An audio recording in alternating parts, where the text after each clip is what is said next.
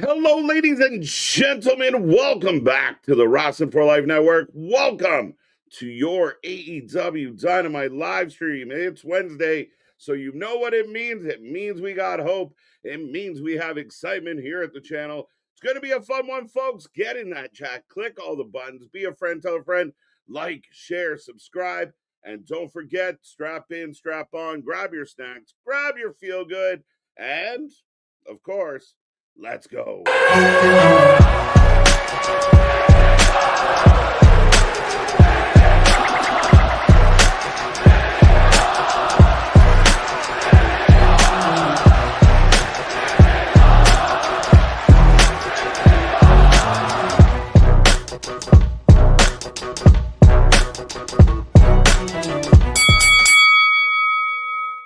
Ding, ding, ding. We are live and back at it again, folks. Like I said, we are the Wrestling for Life Network. This is another live stream as we bring you Dynamite tonight. Lots going on, lots to talk about. Kenny, Swerve, and so much more. Folks, get in that chat. Be a friend, tell a friend. Don't be quiet. Don't be shy. Click all the buttons. Be a part of the show. Be a part of the fun. We're looking forward to this one tonight. Lots going on in Dynamite. Lots going on in the wrestling world. And we are going to talk all about it. And as far as tonight goes, well, Mr. Big Nick, shout out. Mr. Anthony, hope you are doing well. And you are stuck with me, Mr. Evernight, KJ White, the Iron Man of YouTube, the face that runs the place. Happy to be back at it again.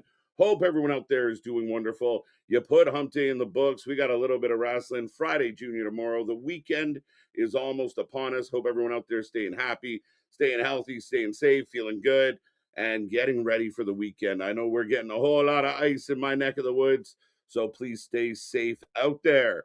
But folks, we are about 12 minutes away from the start of the show, and we're looking forward to this one. A couple things added late. Run you through it real quick, and then we'll talk about some of the news. But we are going to get the debut of the Brawling Birds. Brawling Birds. So we'll see how that looks. Shall be interesting as it gets rolling. Of course, we have Megan Bain.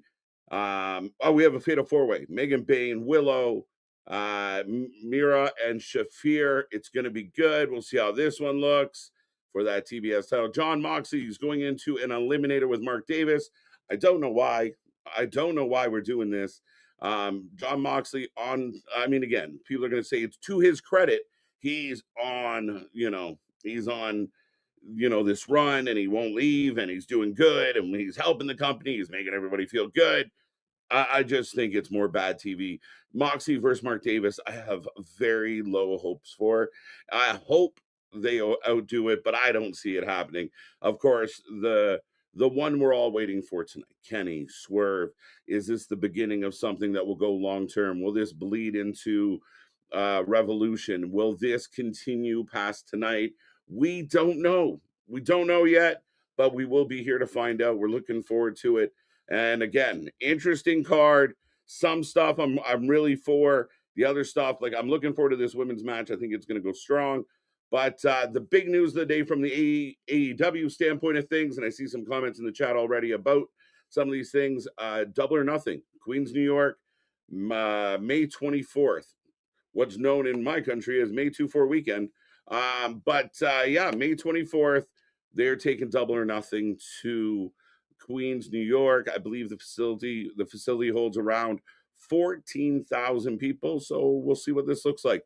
But exciting times. The WWE also announced, and some were arguing about who did it first and why they did it and blah, blah, blah. But we won't get into that. But we are getting Clash in Italy. We're getting Clash in Italy in March. So that is, May as well. So that is interesting news. More coming your way. So stay tuned for that. Make sure you check out the post section and the short section. So yeah, let's go. See what this one looks like. But let's get to the chat. How about that? Got about 10 minutes left on the clock. Show is coming soon. What are you excited for tonight? What do you hope happens? What are you hoping for from Tony Khan? Is there hope? Are you watching the show? Are you watching something else? How is your day going? Let's talk about it.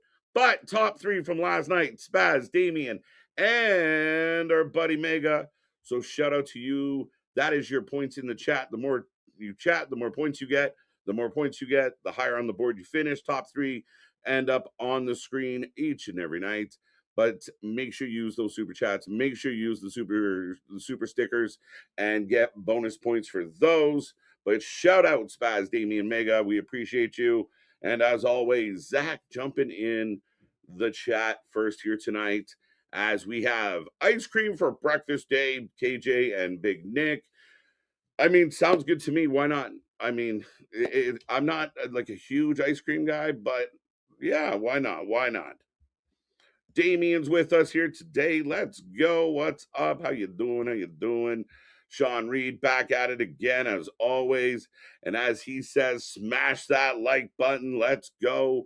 As I see those numbers climbing up as we go here. Dionomite. I don't was that close, Ken? Welcome back, Ken. Dionomite. There you go. Dynamite. That's better. Easier. What's up? The other Ken is the multiple Kens. Haven't seen the card lineup. I have KJ hope for tonight. Again, we're always hopeful on a Wednesday. We want the show to be good. We want the show to be strong. Again, just dial in some of the consistency.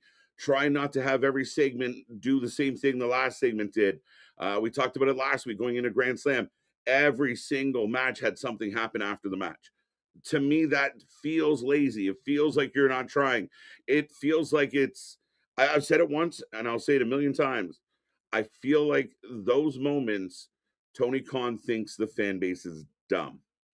That's my take on it. Maybe I'm wrong, but I think it's just so simple that you can't mix it up. Why are you running back the same thing? And for the people out there that, we talk about Booker of the Year or we talk about, the hot run, those are glaring problems. Glaring. Like, how can you run back the same thing every single segment and then go, that was an amazing show? It's a tough sell for me. It really is. Clay Lewis back at it again. How you doing? How you doing, buddy? Good to see ya. Damien got you. Marcel, what's up? Guys, I heard this is where the cool kids hang out. Welcome to the treehouse. Let's go. Password free indeed. Thank you for that, Mega. Good to see you, sir. Cherokee George, welcome back.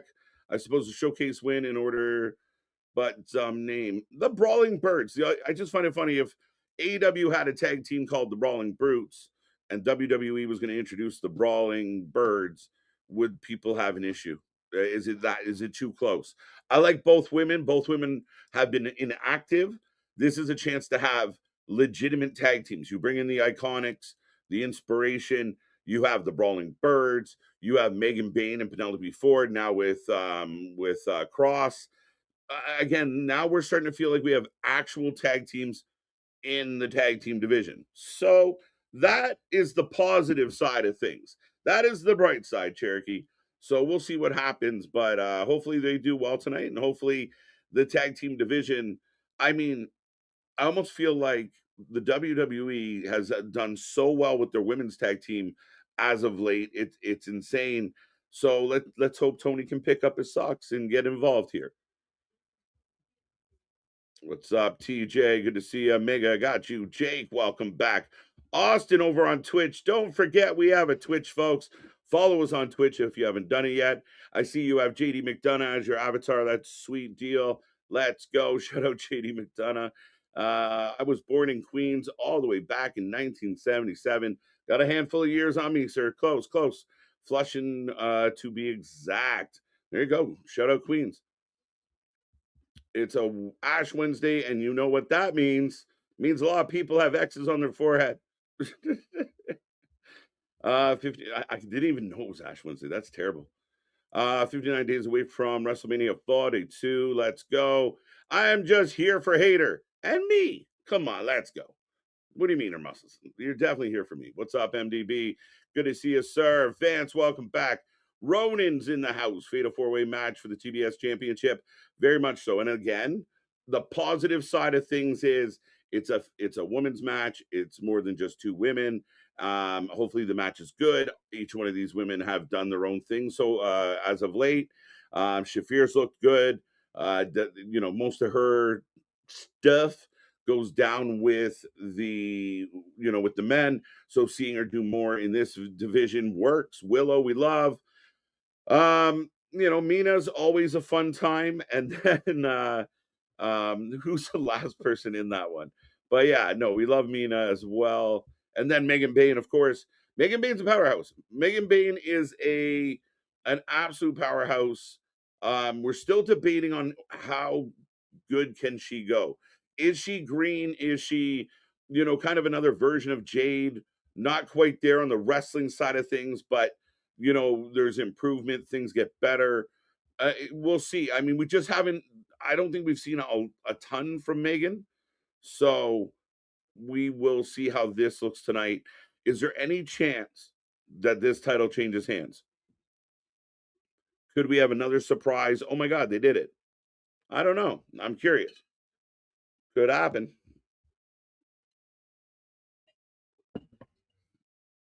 How much time do we got? We got about 3 minutes left.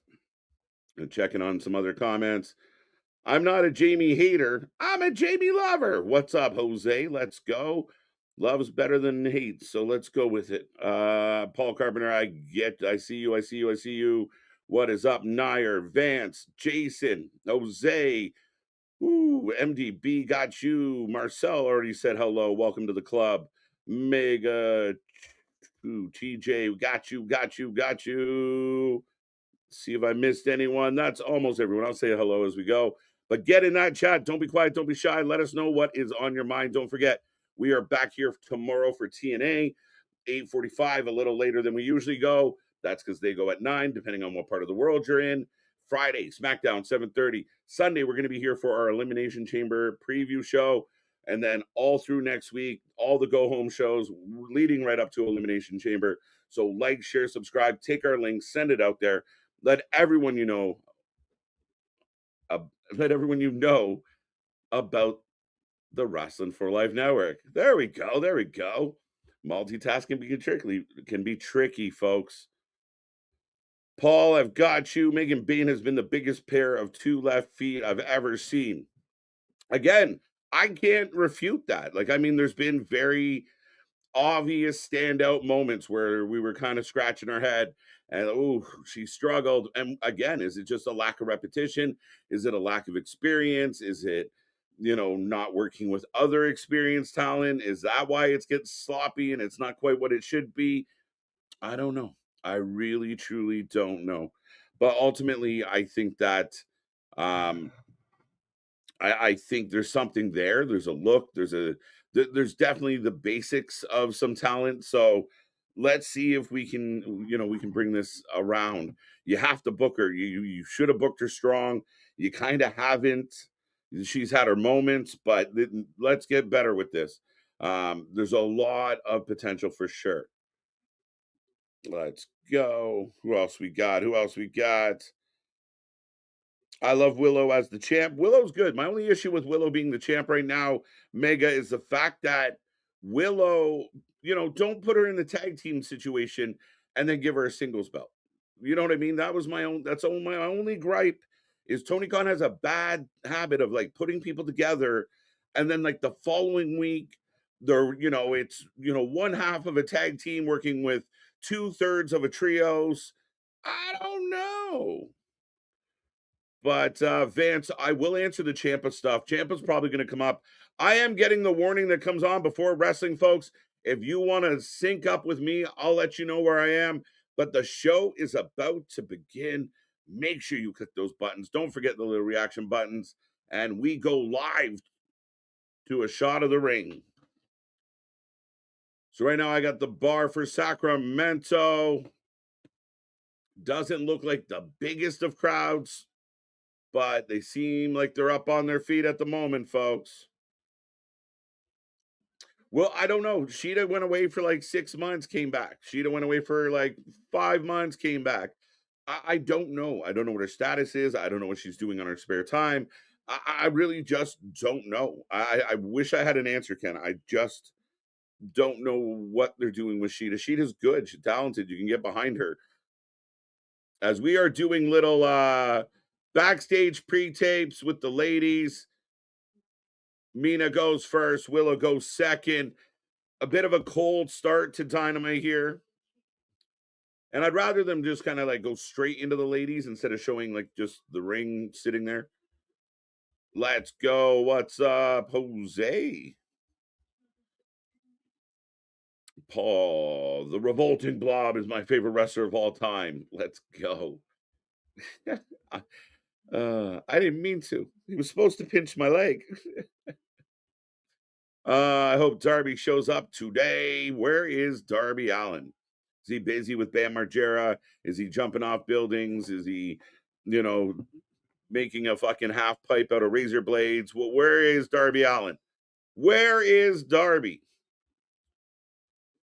Shouldn't Dynamite be on TNT because it's explosive? Well, it was originally on TNT, hence the TNT Championship.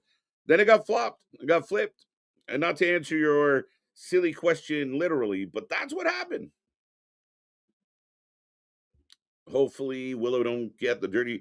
I mean, again, that'd be really interesting if they go that route. I still don't fully understand the Ciampa situation. I don't get why you did it. You could have got Ciampa in the door and had a good match with Ciampa. He didn't need to win the title. If you were going to give him the title just to take it off him and then kind of forget about him, I don't care that he lost. I say all the times that the fans, as I got Orange Cassidy from earlier today, so more just talking, more interviews, and Ishii is back. Ishii is back, folks.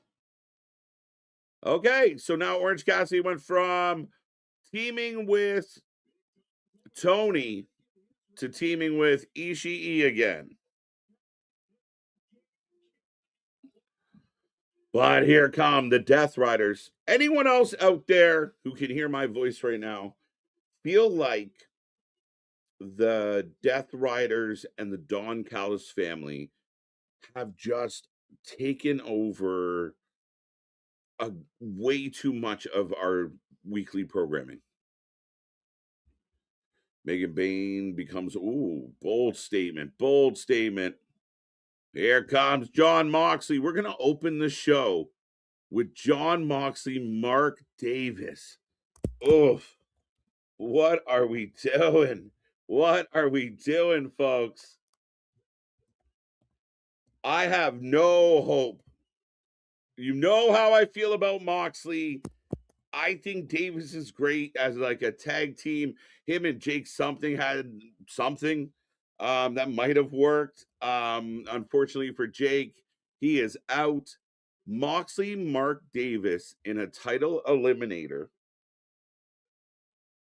is asinine. Give Moxley the week off.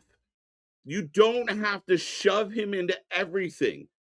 And doing these little Renee segments during John's entrance suck. Stop doing them. Just stop doing them. I believe it's going to be Hikaru Shida. Last contract with AEW. Your guess is as good as mine. How long is she under contract? How long has she been there? Does her time off hurt her in any way, shape, or form? We keep hearing about this new thing, these contract freezes. Mini Double D. That's again, she's famous for it. I'm not even bringing it up. Mark Davis is here tonight. Let's go, V Moxley. Are you ready, KJ? Jason, I'm ready. Though, like I said, I don't have much good to say about it. Let's see if they prove me wrong. But this is going to look like two drunken, sloppy uncles on the 4th of fucking July. And I think this is going to be a staggering mess. The Sum 41 entrance is great. I like it. Shout out to a good old Canadian band. Yeah, I wish they used it more consistently. Crowd shot looks like NXT event. It really does. I know the good news is one of their shows coming up just sold out, and it's 3,100 people. I'm not sure how many people are tonight. Again, I'm glad. Celebrate your victories. Some of the fans need to fucking dial it back a little, though. You're not exactly selling out Yankee Stadium. So relax. But again, it's a good thing for them to be selling out venues. Maybe this does encourage bigger venues and more people to show up. But the show's got to be there. The show's got to be better. The show's got to appeal to more people. And I know the people out there that want to say, oh, everything's just fine, but you got to get more people. Why are not more people liking your show? No one's ever really given me a good answer to that. Yeah, I mean, why wouldn't it be Sheeta's last contract? 96% of the chat taking Moxley. Smart chat, folks. 4%. What are we doing? What are we doing? 4%. So far, the show gets 0 to 10. Bash jumping on it early.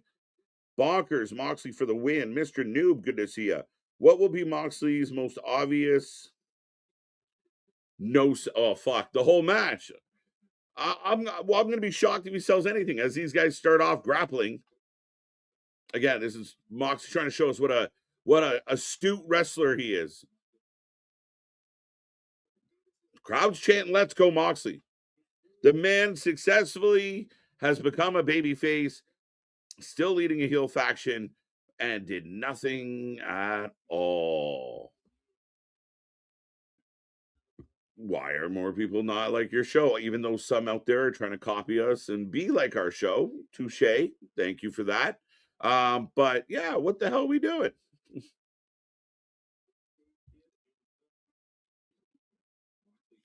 We get, oh, big belly bump. This it sounds like a very echoey building. I don't know if it's just the way the mics are set up, and I'm not complaining, but it does sound very echoey in there, like an old church. Moxley is AEW's Roman Reigns, and the Renee segment, you can't barely hear her. Yeah, the Renee thing, they only do it for him, and it's a waste of time. I really just stop it. I know you're trying to do like the sideline reporter thing. It's not working. Give it up. Just go the other way. It's not doing what it needs to do. That being said, he's not like Roman Reigns, because I feel like when Roman Reigns shows up, he brings value.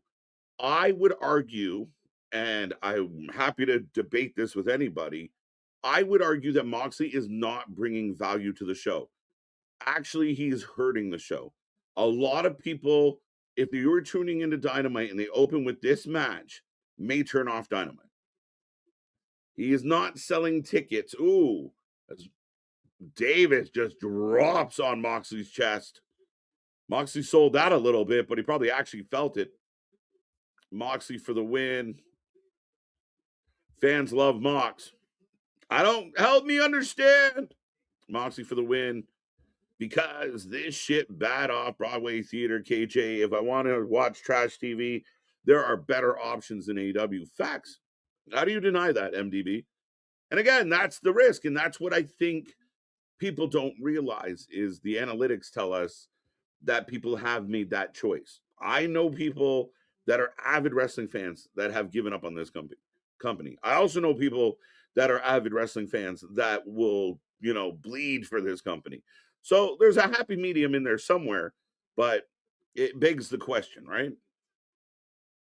Moxley for the win. I watch AEW because humans are rubberneckers.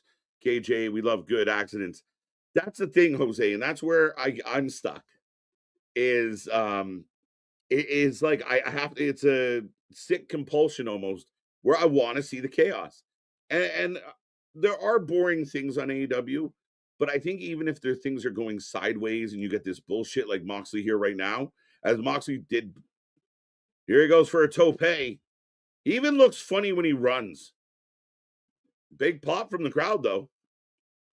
God, I hate him. He sucks so bad. But again, you want to kind of see the chaos, and it's not totally boring. I mean, again, a lot of times, even if it doesn't make sense, it's kind of fun. If that makes sense. We get random, like the 6-man tags, they're all over the fucking place. No rules, no rhyme, no reason, no legal man, whatever the fuck. It's not boring. It's not right, but it's not boring. So now Moxley biting again. I would love to know what the standing is on how many consecutive weeks has Moxley bit somebody as Davis's hand is bleeding, the ref's standing watching, and Moxley stomps the hand on the stairs. And Moxley slides back in before the 45 count. Moxley, baby heel, make it make sense. It doesn't make sense. Again, it's right there. It's on a platter for you. You find, you pick the newest member or the newest leader of the Death Riders and you push Moxley out. And then the fans cheer for Moxley because he's the one that gets screwed at the end of the day. And, it's the redemption story for Moxley of, I was this person and I was wrong. I love AEW. I was wrong. This place is great. And I know he kind of gave that rah speech at the CC, but it means more when you actually change, right? Like you have to have a change of heart. Moxley just kept striding along. The only difference now is instead of just staring off, with an angry, stupid look on his face, he now shakes his fist with a stupid look on his face. That's all that's changed for Moxley. Same result. Ringsider Anthony. How you doing? Anth by Elegance in the house. Graced by the Elegant One. Has Moxley opened Dynamite for the past 7 weeks? My goodness. Moxley likes to get in and get out. That's the rumor. And again, I believe because the people like Tony are in a silo. They're in that vacuum. So they believe, oh, we got to keep certain shows with Moxley. People are loving it. But people in that bubble are loving it. But people in that bubble also loved when you opened 27 straight shows with Orange Cassidy. People outside the bubble fucking hate it, and it's not good. Again, this match, as I go to picture in picture, I am in picture in picture. Mark Davis is in control right now. And again, it's just like, to me, when you talk about, AEW 100% has the best matches, KJ. AEW hands down has the best matches. And then I see this and I'm like, do they really though?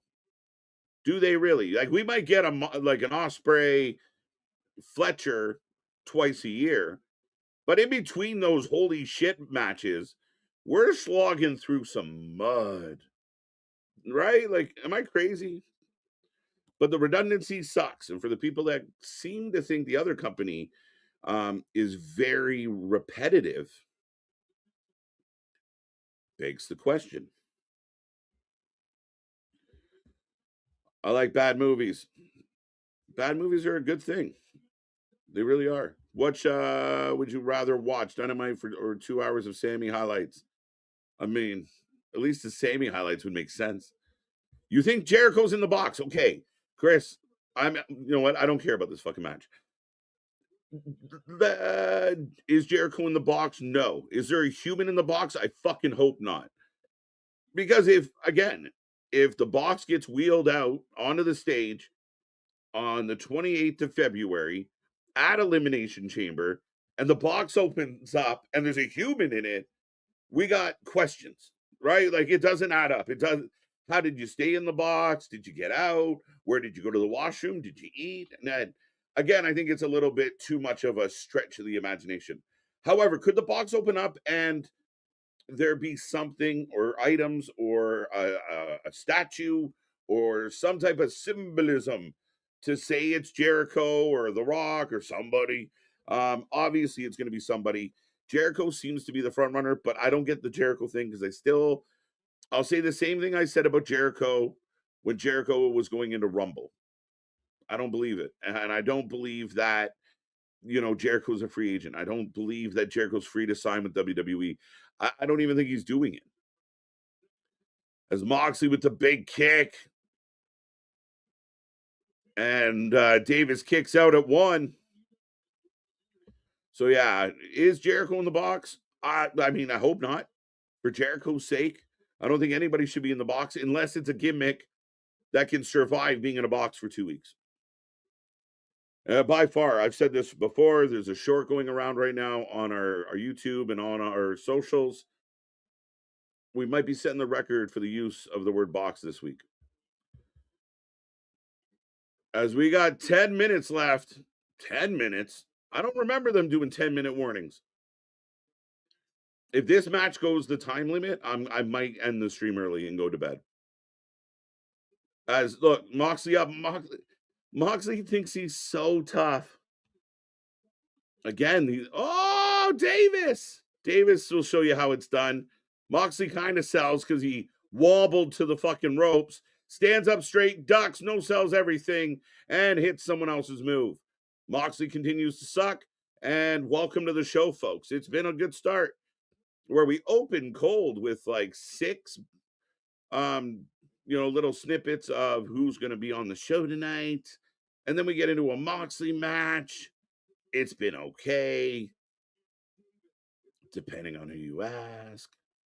But yeah, it is I struggle with this. Like I can't, and I know, again, you've heard me a million times. The fuck are we doing? Just running this guy out every fucking week. John Moxley has to be on the show. He's not helping the show. He doesn't sell anything. He doesn't work well. He's shit at what he does. He stands there like he's gonna brawl, but then throws weird punches where his arms look like spaghetti noodles. Davis kicks him in the hand. Big clothesline by Davis. Davis looks like a pro wrestler, and Davis gets it. But like Mox, you can't just look stunned for a second and then look perfectly fine 6 seconds later. It is he just doesn't get it. Thinks he's a fucking artist. He is shit. Absolutely shit. Asshole.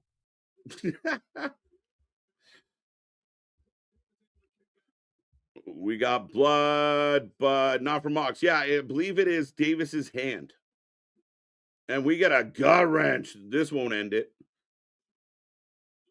Oh, there he goes. Kicks right up like Frankenstein. He's alive. He's alive. And then he makes the wide eyes and goes back down. Oh, fucking joke. What are we doing? Somebody say something positive of Moxley in the chat. Somebody out there just like legitimately give me a pro, like something that I'm missing. Like, you know what? No, KJ Moxley does X. Does Chris Jericho still have any value to AEW or WWE? It's tricky with AEW because we've seen, like with Cody Rhodes and some other wrestlers in the past, that once the fan base kind of gives up on you, they give up on you. And it felt like they gave up on Jericho. However, I think him coming back would feel like almost like a little bit of a triumph because they all, WWE wanted him and he chose us. Probably not true. As both men down, this match refuses to end. 18 minutes into the show, and we are got to be approaching the 5-minute warning between Moxley. He's so fucking bad. But yeah, value to WWE, I think so. I think you get a big pop. I don't think you should, if he's in there trying to do learning tree on WWE, it's not going to work. It's not going to fly. But as far as like a retirement tour or working with, reuniting with a kid, there's some value there. The AEW picture is really interesting because it really showed a fickleness because how loved Jericho was. Jericho's one of the founders, kind of in a way, one of the first, at least in on the first floor. He loved, stood up for this company, constantly stood up for this company. And then the first whisper of like Jericho's going, people were just like, fuck that guy. And Bulldog choke, we're over. And Moxley looks like he wasn't even in a match. And then he does his I'm a macho. He just must walk around the house like that. Renee, make me some toast. Oh, and then he just staggers and falls down. He sold that. I think the ref hit him in the head with the belt. Dun, dun, dun, dun, dun, dun. Well, $5 from Spazzer. How you doing, buddy? Welcome back, sir. I want to ask this respectfully. Why does an AEW sicko mindset see in a fun, entertaining act like the Iconics? Does a new I saw actually some I saw some blowback about the Iconics, so I found very interesting. Spaz of the idea that some fans out there in AEW were like, we don't need them. We don't want them. So, I mean, like, what are we doing? But Moxley is staggering out. Thank you for that. But, I mean, again, I think they, we know what the Iconics can do. And you need more personality. You need more people that sell tickets. All these, Yutas and Garcias and, good wrestlers, the Ryan O'Reillys or Kyle O'Reillys, like all these guys, they're not selling tickets. great that they can grapple. They love the graps, but they're not selling tickets. As we go to a pre-tape, Hangman Page cutting a promo.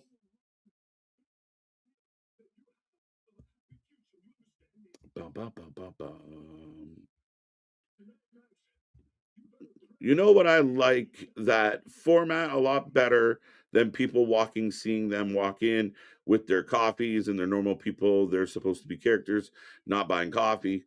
I get that too. And I think we talked about it recently, Paul, that, if you're showing a couple of the main eventers walking in, cool.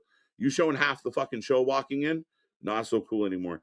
I liked, remember when Punk took over Collision, he was doing like the, the, the little pre-tapes to start Collision. They worked well. They were good. I mean, I like it. But I'd like you to do your entrance song or do it right before the entrance. Maybe that's but like I don't know. Sometimes you come in too cold and you don't want too many people to do it. Here comes FTR with Bibbins. Up next, Ishii OC versus Gabe Kidd and Clark Connors. Am I supposed to care? Okay, okay. AEW Dynamite. Oof, that's gross. Slobber knocker. We do go to a commercial break. After the commercial break, we're getting FTR with Stokely Hathaway. Stokely still in the wheelchair. We'll see how long they run this for. But we know the Bucks are next for FTR. Here's a question for the chat while we're on commercial break, and I will catch up to this chat in 2026. How excited are you for FTR and the Young Bucks? Truthfully, Moxley for the win. Every week it's Moxley. It's Moxley Callis. Moxley Callis. It is so much Death Riders. It is so, again, like they've gotten run of the show and it's been bad. The Moxley becomes semi baby face without doing anything. You put him in these nut people out there right now. Oh, what a great match. Moxley and Davis. It was so good. It's not good wrestling. He is fundamentally, listen, I'll put it this way. Anyone out there that's ever criticized Jey Uso for not being a good in-ring performer, you are not allowed to say shit about Jey Uso in the future if you're okay with Jon Moxley. And I don't give a shit what that comparable sounds like to people. But again, Moxley cannot perform in ring. Maxine Dupree is a better in ring worker than Jon Moxley. I've said it before and I'll say it again. Jon Moxley does nothing. He gets drop kicked by a 300-pound man and he staggered to the ropes. Like, what are you, the fucking Terminator? Does he think he's Dijak? Does he think he's Arnold? What is the point of Jon Moxley? Where is he going other than the boss lets him do pretty much whatever the fuck he wants? And apparently, this is what he wants to do. Mark Davis, that match meant nothing. That match brought nothing to the show. It adds nothing, and it wasn't that good of a match. A lot of standing forearms, a lot of fucking biting, a lot of the same bullshit we always see from Jon fucking Moxley. Week in and week out and week in and week out, same shit. Week in and week out, same shit. Never changes, never gets better, never looks any different. Same shit. Same shit. More Moxley, same shit. Booker of the year. What are we talking about? What are we talking about? It is the laziest attempt at any type of booking. This again, I'm sorry. I just can't get my head around it. As Dax and Cash are in the ring, coming out of commercial break, and Dax, who's become a whiner in his elder years, Zombie and Orange Squash. Yeah, again, funny. Did I not make an Ishii joke the other night at Grand Slam? And here he is. It's like I almost knew. Mox is the big dog now. Yeah, right? The man is literally using everyone's finishers. He's using a stomp. He's using a cutter. Um, I mean, what is original about Moxley? What is good about Moxley? Why is he always twitching? He thinks somehow it makes him look unhinged. It makes him look fucking like he's got a tick, but not in a good way, not in a scary way. And like, oh, is he okay? Does he need his meds? And again, not in a scary way, more in a pity way. He sells nothing. And week in and week out. And again, if you want to be at that NXT level, 3,000 people battling TNA and companies like that, that's fine. That's your lane. That's okay. But I want to hear this like just put to bed. We are trying to compete with the WWE. You are competing with WWE's third brand on your best day, and you have to worry about other challenger brands that have hit the market. So that would be my big concern, because in all this time that you've run John Moxley this much, the venues just keep getting smaller. Has that not registered to anybody? Oh, the shows are amazing. Best booker we've ever seen. Best shows we've ever seen. We never have a bad Dynamite. Do you ever look around and think, fuck, not many other people feel the way I feel? The WWE's ticket prices are too high. Yet they can sell thousands of them at a ridiculous amount. And AEW can't give them away. Help me. Dun dun, I'm way behind. Holy fuck, am I behind? All right, I'm going to skip to the end and then we'll go back up. It's crazy how people think running a business is about vibes. The lack of business sense from the IWC in general always makes me laugh, Jose. Of like when they talk about like these like way too much time watching TV, way too much time watching fucking Netflix, because like business operates and there's all these like secrets and side hustles, and you can just throw someone out, and there's no laws or legality to anything. You just do what you want, when you want, how you want. Like, it's fucking baffling, bro. Jason, are you talking about me? Ouch. Are you talking about me?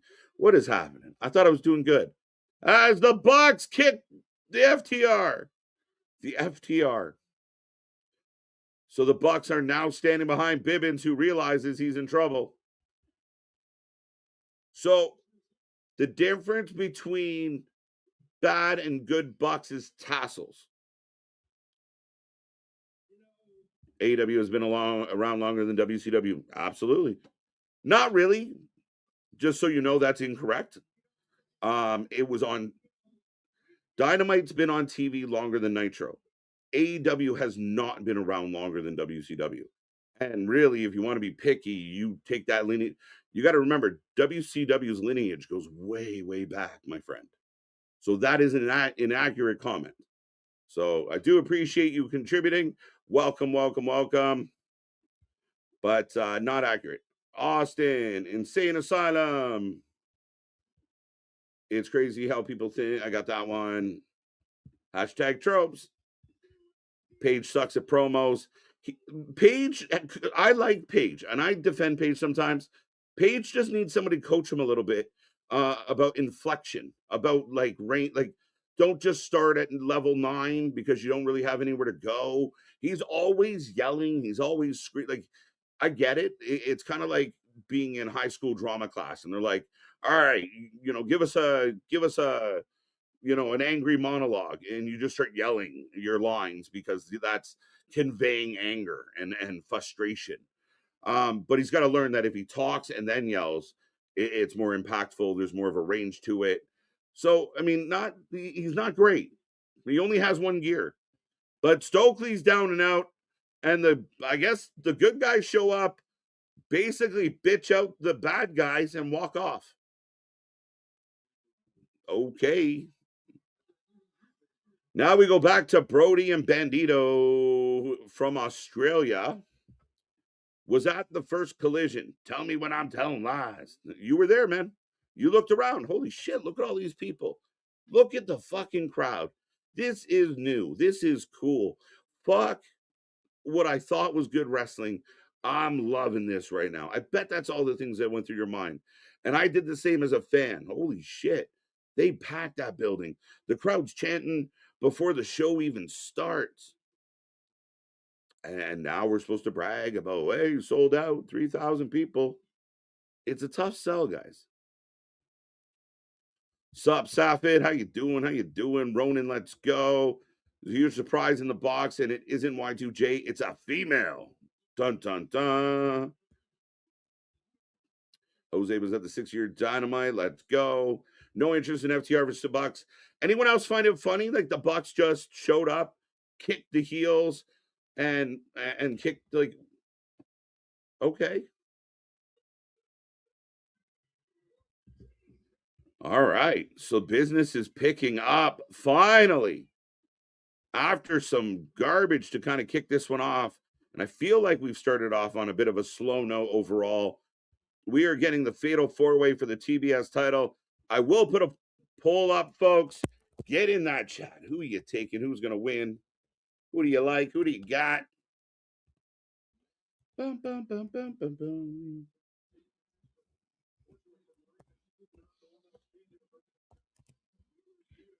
Dun, dun, dun. I really think if you were going to do the hair versus hair tag team, both members of the tag team should have shaved their head.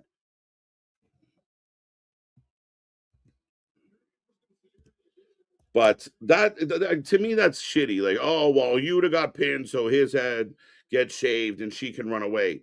Then have a singles match.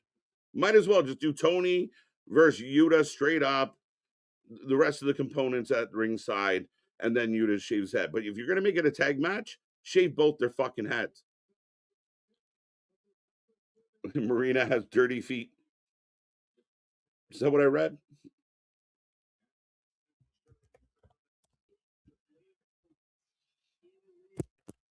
Here comes Mina.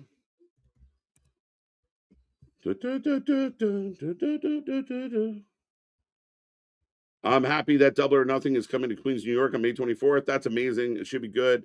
If they can fill that building, it should be fun. Yeah, let's go. Let's go.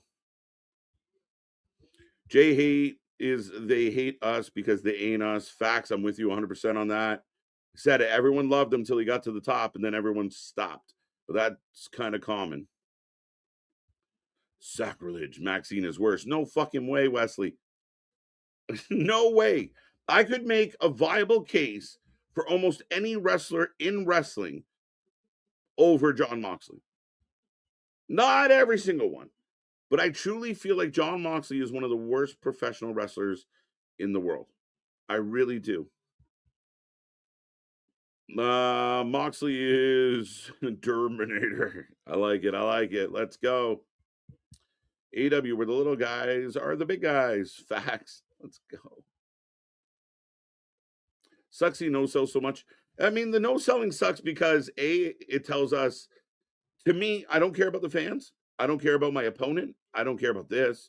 I'm collecting my paycheck. I think I'm awesome. And fuck y'all. That's what it tells me.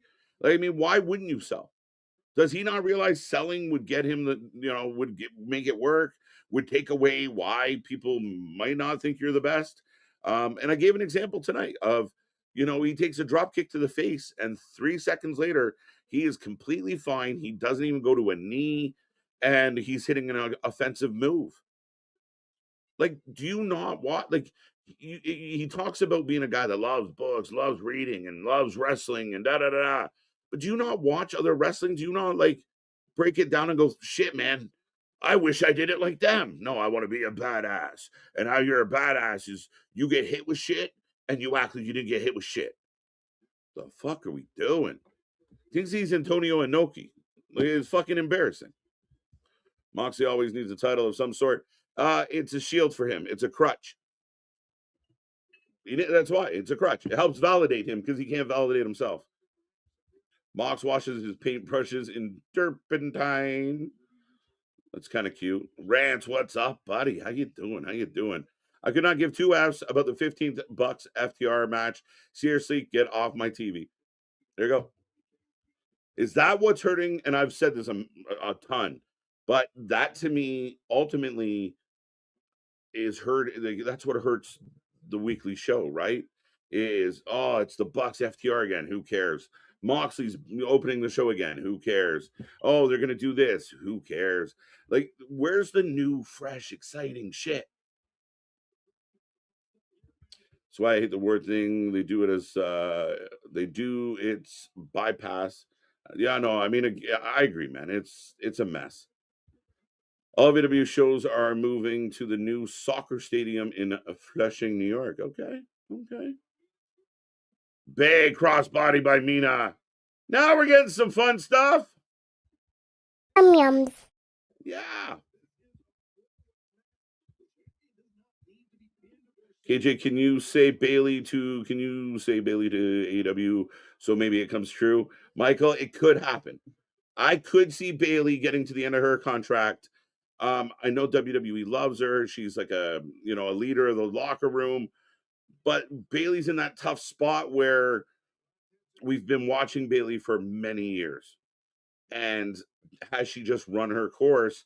And maybe if she goes to AEW, maybe she goes to AEW for a couple years, does some stuff, reunites with Sasha. She would be a great asset to the AEW locker room if they booked her well. And then she could come back or she could retire. I mean, ultimately, I personally like Bailey. I know a lot of people out there have their issues, but this might be one of those, it's a better fit long term. Willow Pillows, what did the chat say? 59, 65%, 67% going Willow. Marina getting 11, Megan getting 18, Mina getting 7. Let's go. Liv Morgan is a better seller than Mox and a better wrestler. Facts. Anyone else? Just throw out random wrestlers that are a better wrestler than Moxley. Look at Willow with all of the yum yums. There you go. Extra yum yums. Yum yums. Oh, Shafir goes for like a 619 head scissors. It was sloppy to say the least. And now Megan's got Mina, but they're again like the coordinating with each other. It comes off amateur hour, guys. We all saw it, right? Are you ready? Are you ready? All right, I'm gonna throw her now. Pick up Willow. Okay. As I go to pitcher and pitcher, Megan Bain, the only woman standing right now. All 3 ladies on the outside. Now Megan outside with them. Willow Pillows. Willow for the win. I also think that Megan Bain is a future world champion for sure. Let's go. Folks, don't forget super chat, super stickers, and straight up repeating yourself if I did miss your comment. KJ, you going to the big event in New York? No. James Ellsworth better than Mox. James Ellsworth understands psychology of wrestling, how to sell, and James actually spends time training people.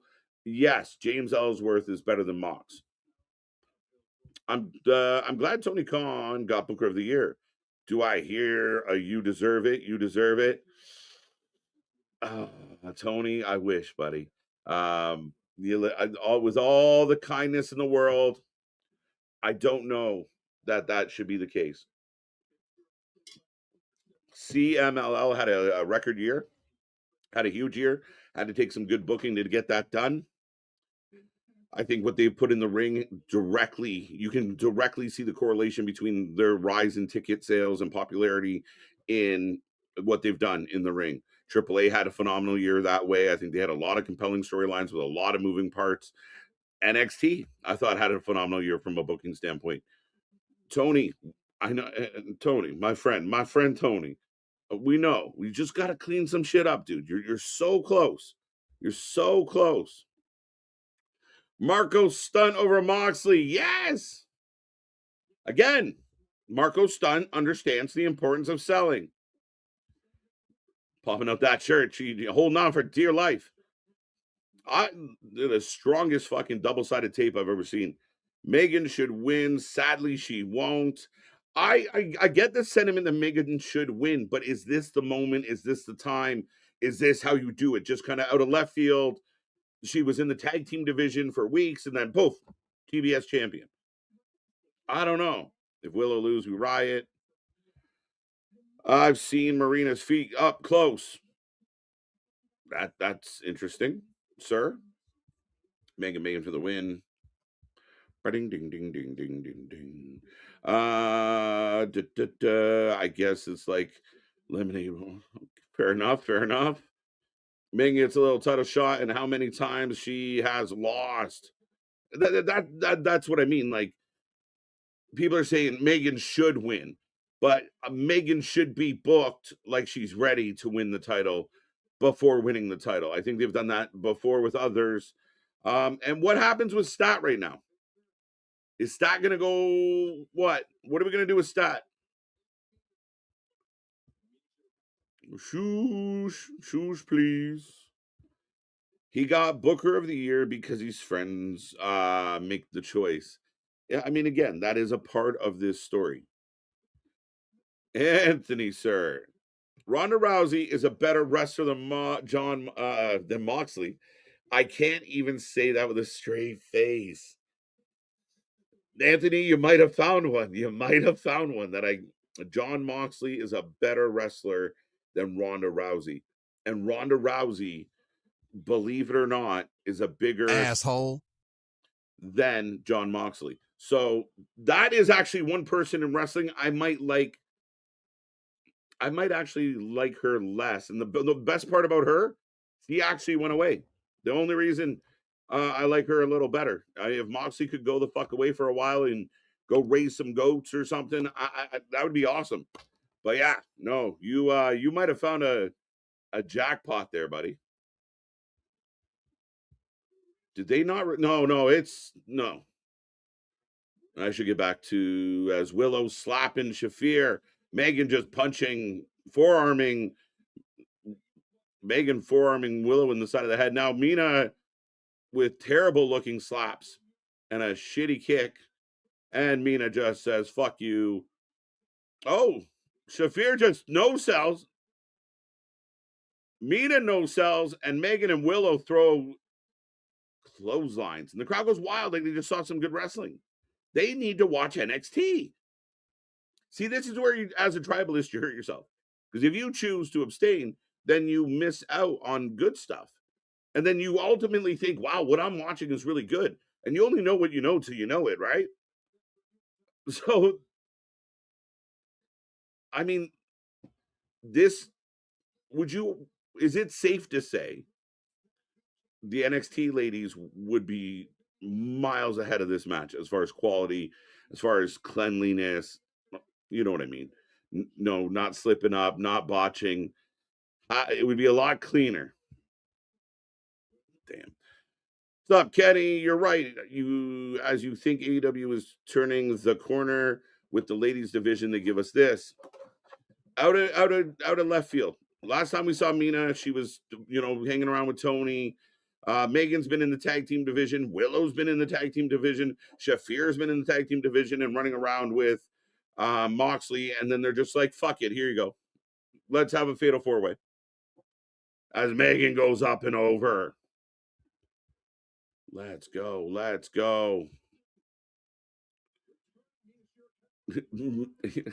Marina got them bunions. We're getting a This Is Awesome chant. See, this is where I find it so interesting from the fan base side of things. Because right now, if that board that they're standing in front of said NXT, people would be, the same people cheering right now would be saying, what a terrible match this is.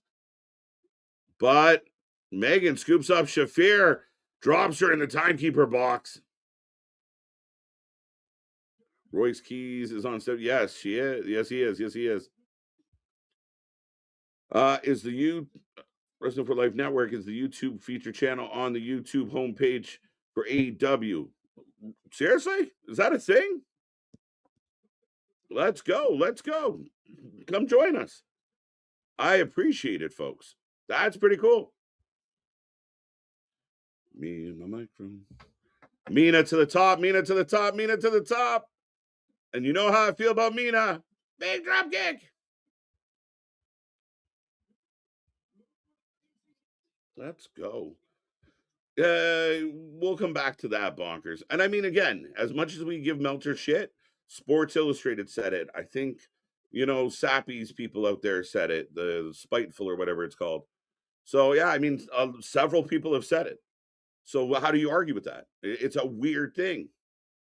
Roll up by Willow, and Willow steals it on Mina. Really? Babyface, pin the babyface.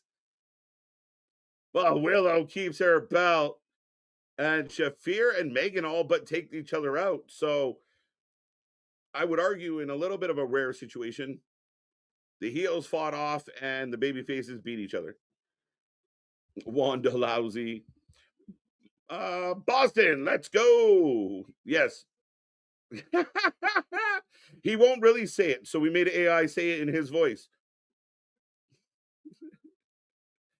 Raise some goats. Hashtag raise some goats. Hashtag Yonda Lousy.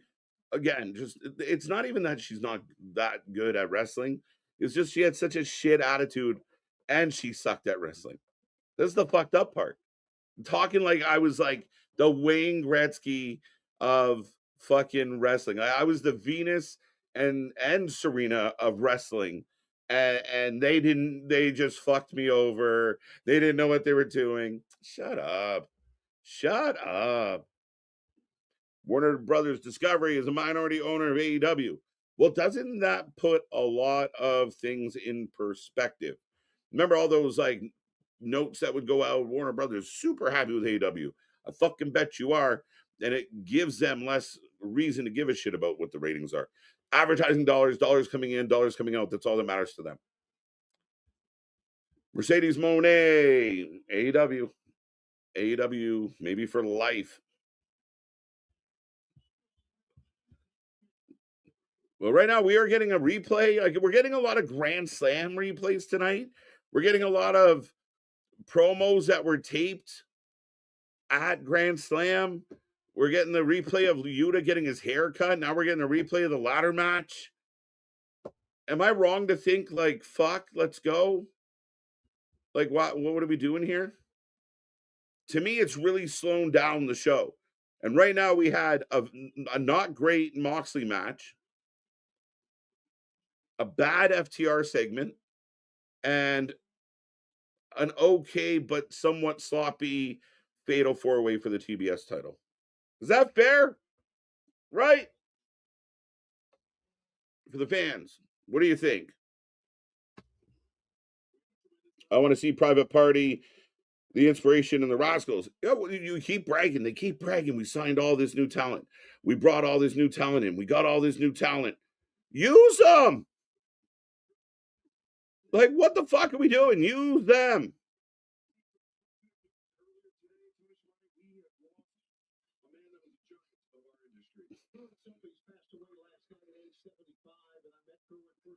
Oh.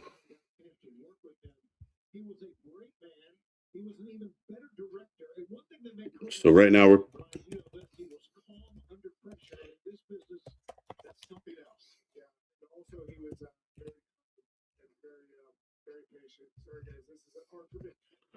Daniel Bryan's emotional.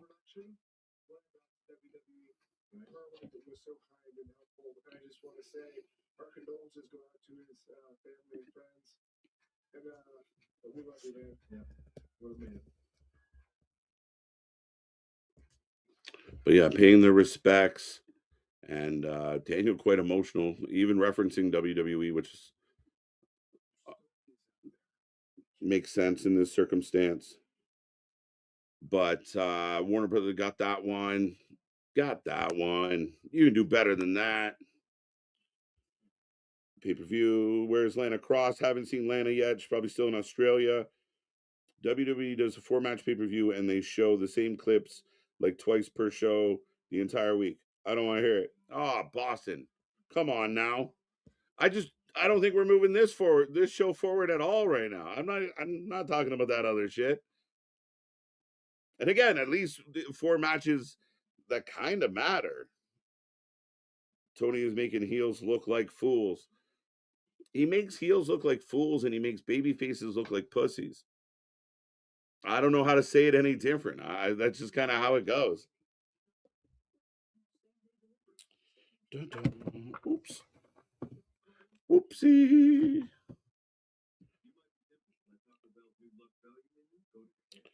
I want to see a already got that one. Where's Lana Cross? We don't know.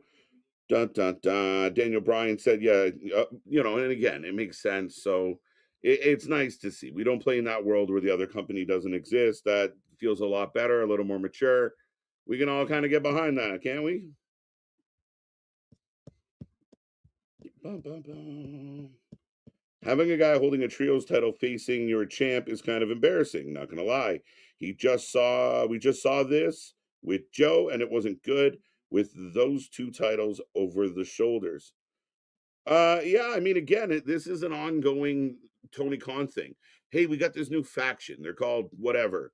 But next week on Dynamite, two members of this faction are going to team up with another guy that they're not really connected to or know, and they're going to be in a trios. Or we said it. Willow becomes the first, half of the first ever women's tag champs, and they instantly give her a singles title. Or the trios champ, you said it. Joe's a great example. I don't love it. I don't think it works well. They need some definitive lines. You got to start defining some shit. Again, it's like, oh, this is modern wrestling and blah, blah. Modern wrestling doesn't mean fuck it. We're not going to try. Like, try. Do it properly.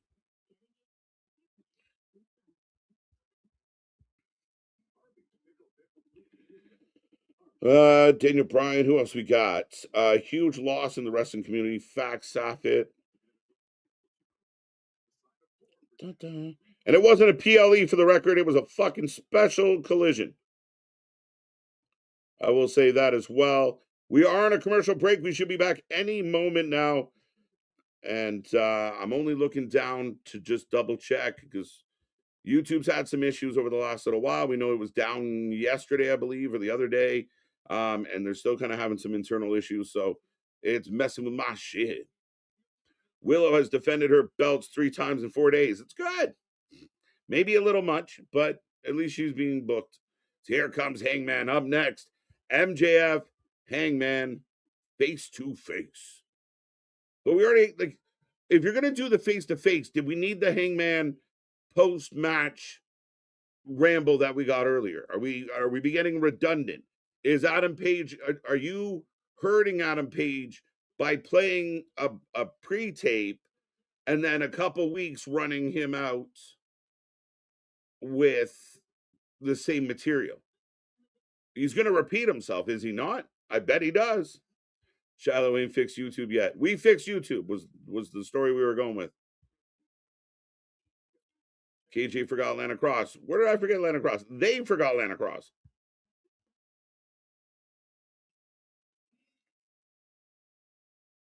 It's lame as if you want someone to hold the international and world title at one time. Cool. I think that works, but a trios title. Listen, I mean, every once in a while having a kind of an exception to the rule, and holy shit, here comes MJF.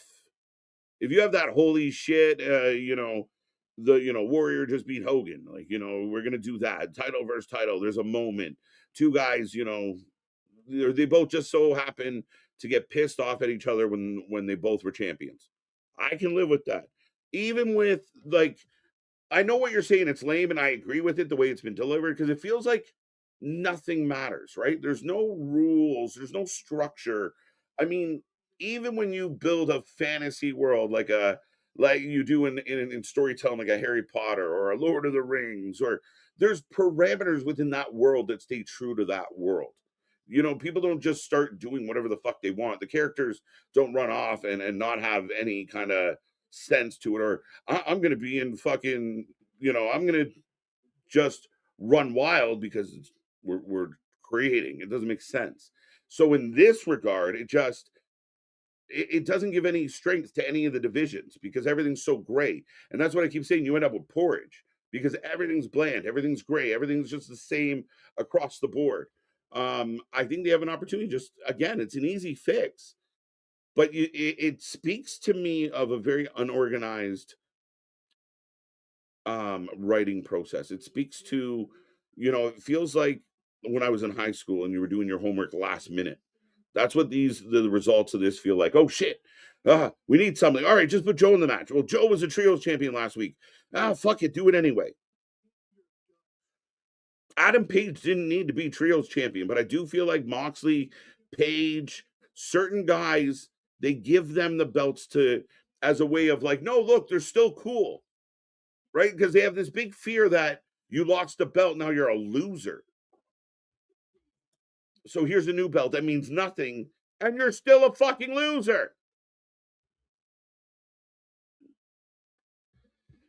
Willow was defending. I got that one. I never had. That's good. Good, man. Good.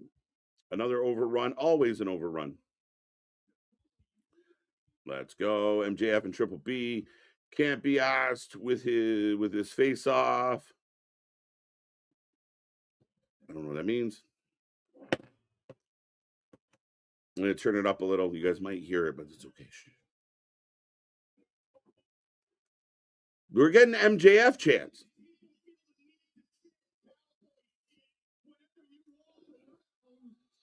People feel like they need to chant cowboy shit when you walk around. And they didn't really start chanting cowboy shit. It's taken a minute. Like, this is interesting. This is what happens when you make everyone gray and you get porridge. So the crowd there should have lost their mind and really started chanting cowboy shit for the baby face. But they're kind of like, I don't know. We like the other guy better. Maybe. I don't know. The state of wrestling going live between 10. There's too many numbers there. 10:25 and 10:30, depending on processing time. Shout out Spazzer. Let's go. What happened to the Hurt Syndicate? Bobby got hurt and everyone else gets to hang out at home. Right? They don't know what to do with the other guys when Bobby's out.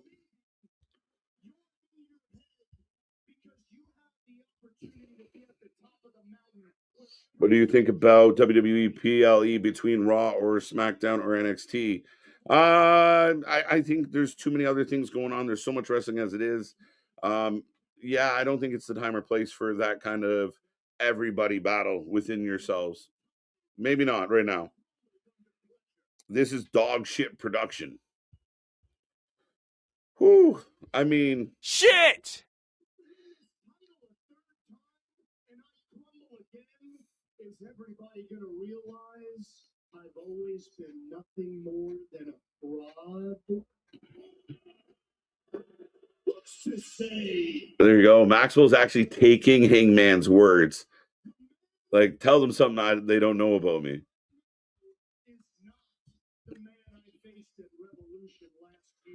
You were not the man I faced last year at Revolution. Okay. Mox won, by the way, Austin.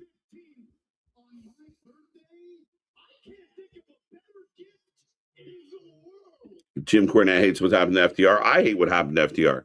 And that's, I think, why I poke at Dax enough to the point where Dax is answered because, I mean, I was a fan. I mean, in the one point, I gave him shit on one of my rants and, his answer was, I'm trying, bro. Like, okay. I felt bad for being mean. He's trying. He knows it's shit, but it's a big paycheck.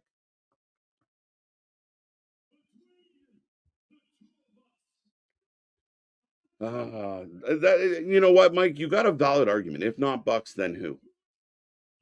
Right? Because the division doesn't really exist. Private Party just came back. You have Grizzled Young Vets. Who's the other tag team that's in Ring of Honor right now that's solid? Another former WWE tag team's down there somewhere.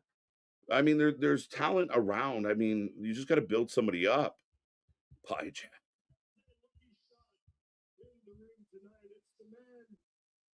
KJ has made me hate Mox.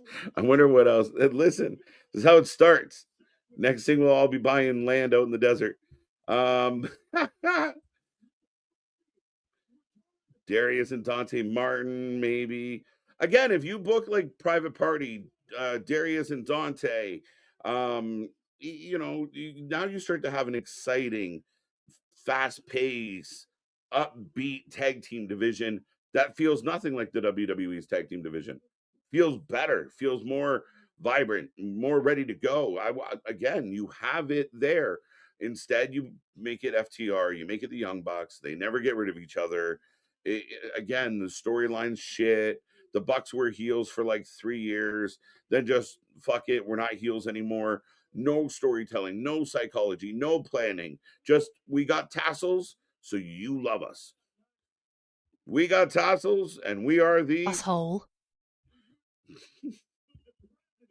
So, the Church of KJ. Shamanaya. Let's go. So, Private Party was for because the Bucks love beating Private Party. The Private Party, but they put him over. Yeah, one time, 5 years ago, 6 years ago. Thank you, Chris and Corey. So those were 2 examples of the stories that probably fit it. Hangman holding the trios title is just random. It doesn't. But to me, it's a crutch. Because he lost the title, we're going to put you in the trio situation because now you can still walk around with a belt and people won't think you're a loser. I think the same thing happened with Moxley. Mox, we're going to take that title away from you, but don't worry, we'll give you another one so your ego isn't so fucking fragile. MJF is so boring. Like, what the fuck with these yelling spaz out is corny as hell. Is it just been there, done that, doing it again? Is it just we've run this course? We know MJF's going to come out and be the mean little bully. Forever. I am Batman. I am Hangman. Adam Page, the Avenger of AEW. I fight with a perm and passion. We need a stipulation. We're going to have a tickle match. I know what this match should be. We going lights out? We going lights out? Private Part. Again, they feel stale as shit, right? Yeah, I think the problem with MJF is he's saying the same shit to the same people. There's no evolution, there's no growth.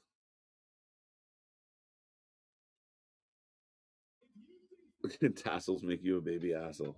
I like it.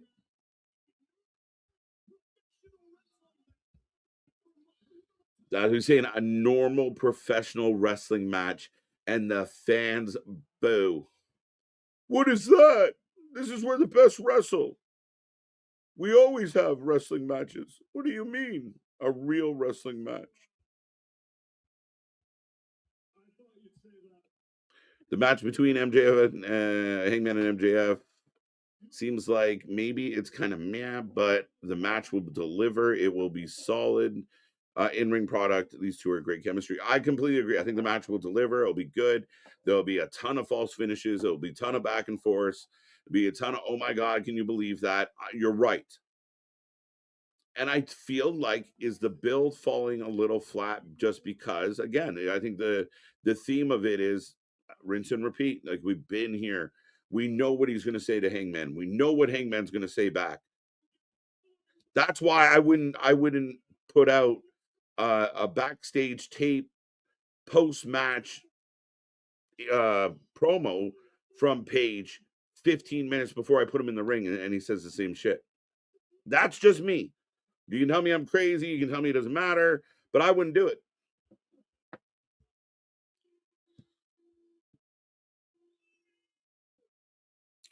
A fight with a perm and passion has me crying, right? Like, come on now. That should be on his t-shirts. Permed and passionate.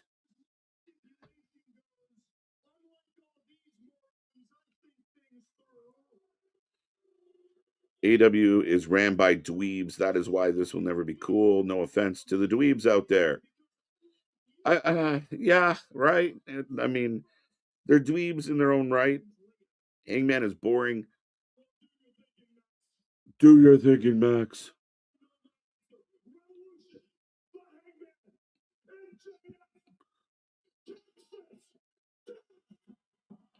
Like, who killed the? Why did he scream in his face?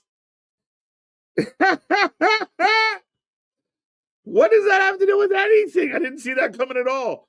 Everybody knows what match it should be. What should it be? Texas Death. Whoa, what? We ain't even in Texas. Is Revolution in Texas? But we're getting a death match because, again, real matches are hard to do. Now, Hangman stops on the ramp. We get a shot over the shoulder. He thinks about it. And again, MJF seems bewildered, but the sarcastic asshole that MJF is should kind of be standing there right now saying, fuck it. I don't think they're selling us proper on MJF here. Ooh, they're making it look the heel, that apprehension. I don't think it suits MJF. MJF should have picked up the mic as he walked off and said, I'd beat you in any kind of match. I'm not afraid of you. Even if it was fake, then you make him look nervous. But the MJF we know, you gotta keep that arrogance. And you can't have that humility so easy. Texas Death Match. Again. Come on. Lazy shit. AEW don't know how to do death matches. They do stip matches because they can't do real matches. I would have been more excited if we were going to get a straight up one-on-one, make it a cage match so they can't leave the fucking ring.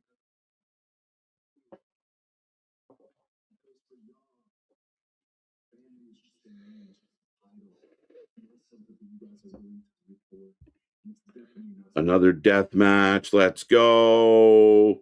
Yeah, maybe. Because here's Moxley again. More Mox. Again, this is not helping the show get better. Revolution. Hollywood. So Revolution's in Hollywood. Never mind. It's been said.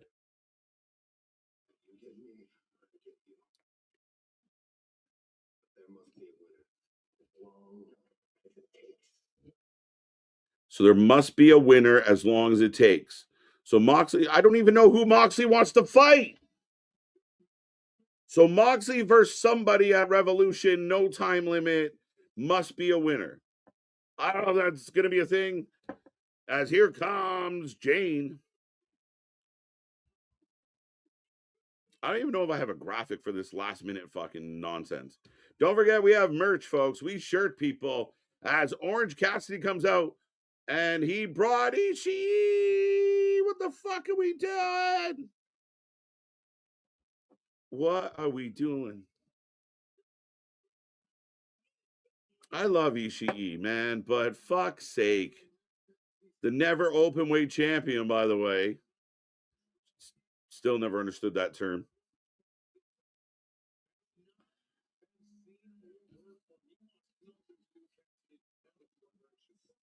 So Roddy has left the conglomeration. He wants nothing to do with them.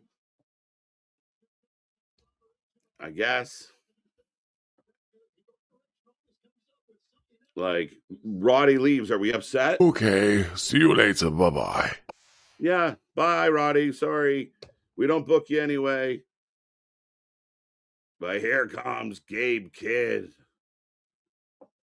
And I believe...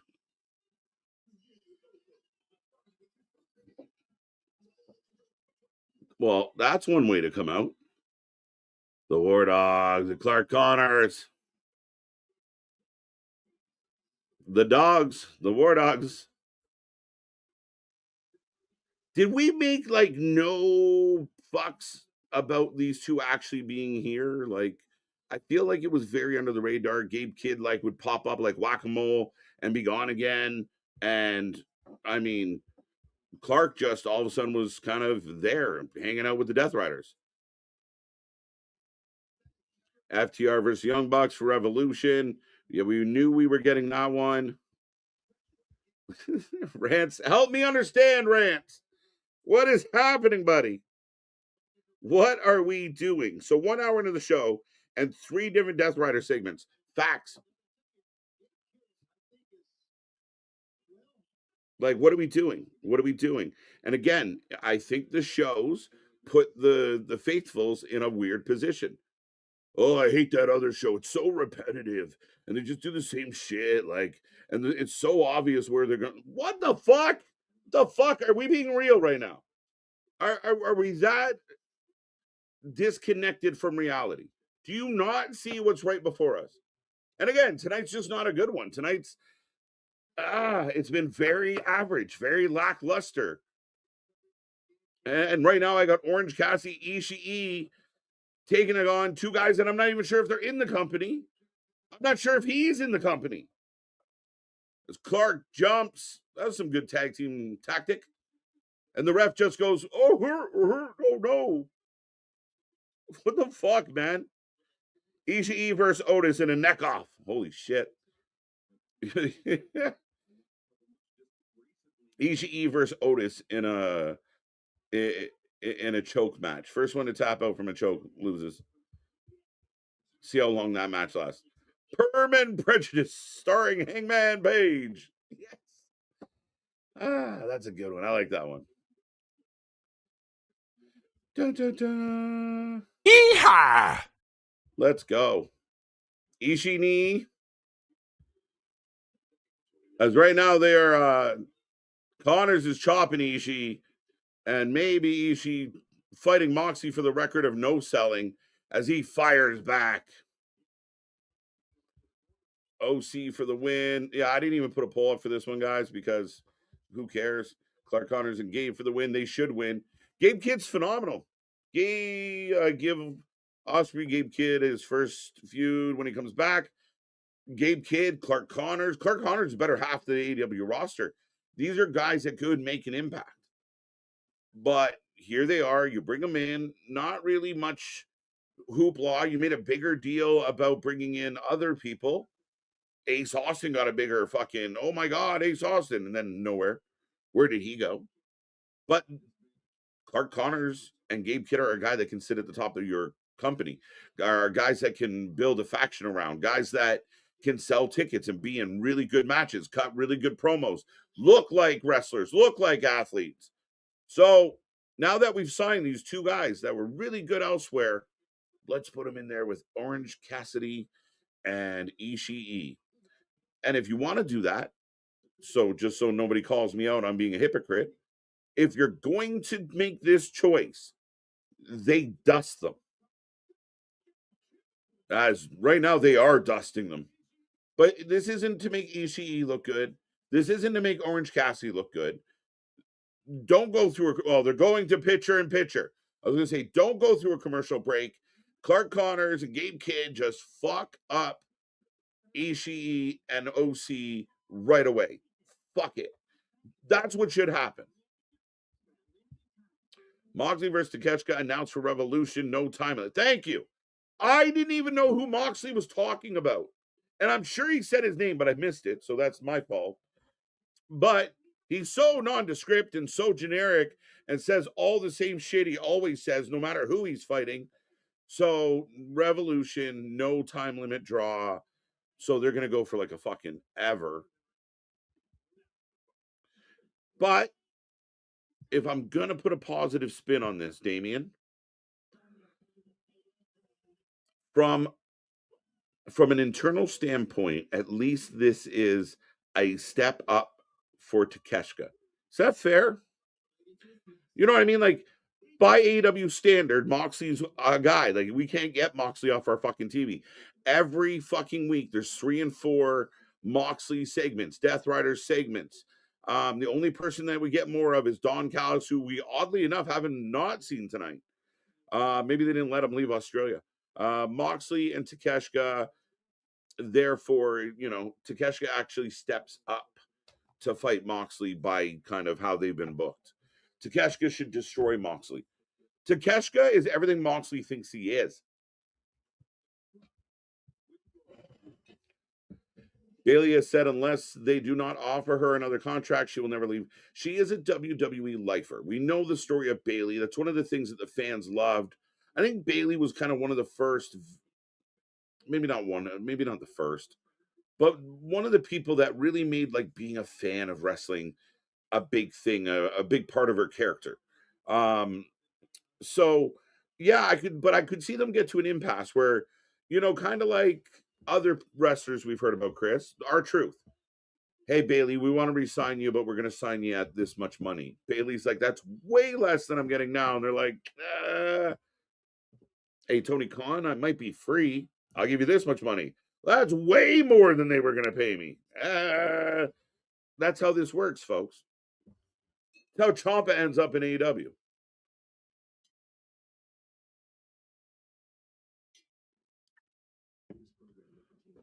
And mind me while I wet my whistle. Huge pop for War Dogs. Not, just kidding. Yeah, not much. There wasn't a great pop for OC. Clark Connors signed AEW. Yes, he is. Connors and Kidd are not even called the War Dogs. It was on their little plaque. That's only, I'm telling you what I read. Where the fuck, Jamie Hayter? I guess we're still getting that. Like, it's 9:20, so we're going to get a women's tag match coming up, which, again, on the positive side, 2 women's matches this week. Ace Austin is part of the Bang Bang Gang with Jay White, Juice Robinson, and the Guns. Has anybody seen them? Spaz, $5. Thank you for 5 bones in the bucket. I want to say Tommy with the itchy knee looks like Buzz Lightyear with the suit on, but I'm scared that's something is. Come on. $5, bro. Thank you. Where do you think Dave Finlay goes? Rumor is he's going to WWE. I mean, we talk about his brother. My God, his brother could use some help. So yeah, that's the rumor right now. Makes sense. I mean, Finlay's another guy that would fit very well in AEW, I think. But there are some connections with his dad, his brother being in the other company. But Ishii and Gabe Kidd just slapping each other. I would rather watch the slaps than the forearms. I'll be 100% honest with you. The forearms suck. I wish forearms got banned from pro wrestling. They suck. Very few do them well. Kid is only there because Moxley, and Connors is only there because Thekla. I kind of got that. But listen, I mean, then bring Connors in. Like you had, I mean, Ishii just collapsed. Is it Charlie Horse? Like, did you just spaz him out?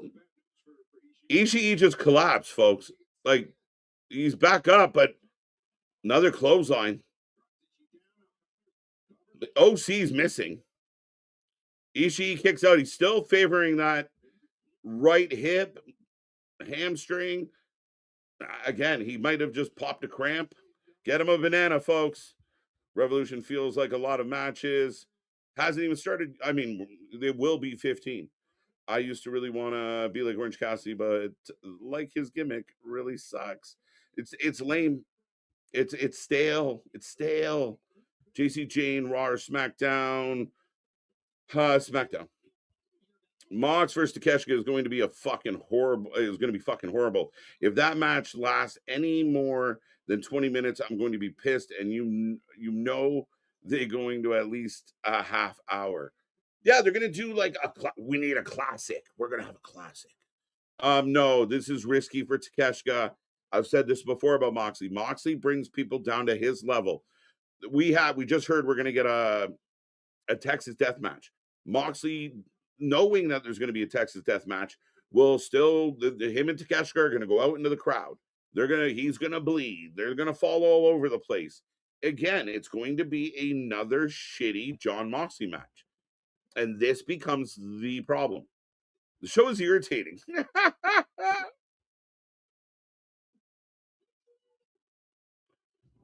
Was that Darby?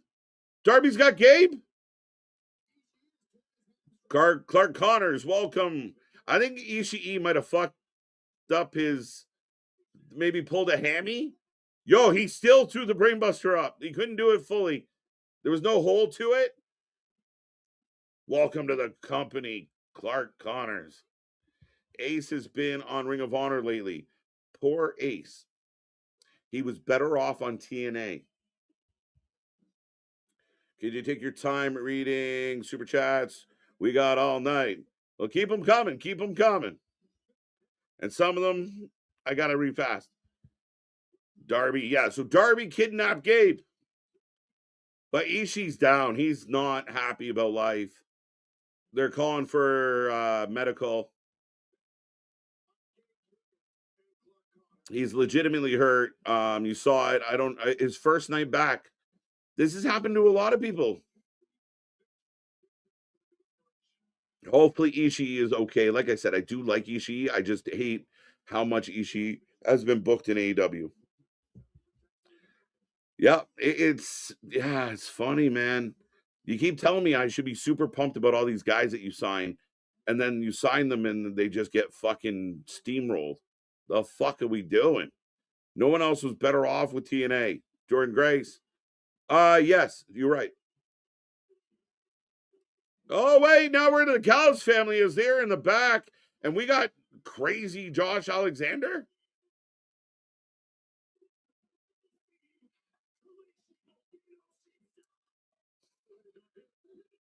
So the Callis family are beating up random people, and there's going to be a match on Collision between Callis and who? The Death Riders? Oh, he's seriously hurt. Thank you, Joseph. We're heading towards 10K. Help us out. Help us out. Share the word with the world. Okada's here.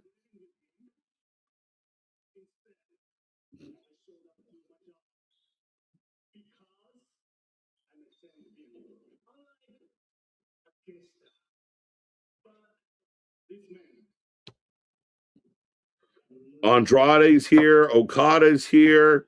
Holy fuck. NWO Wolfpack. What is up? How are we doing?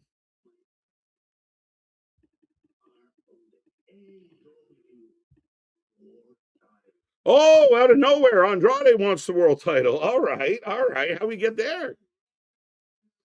And Okada kind of trying to be babyface. There's Hechicero.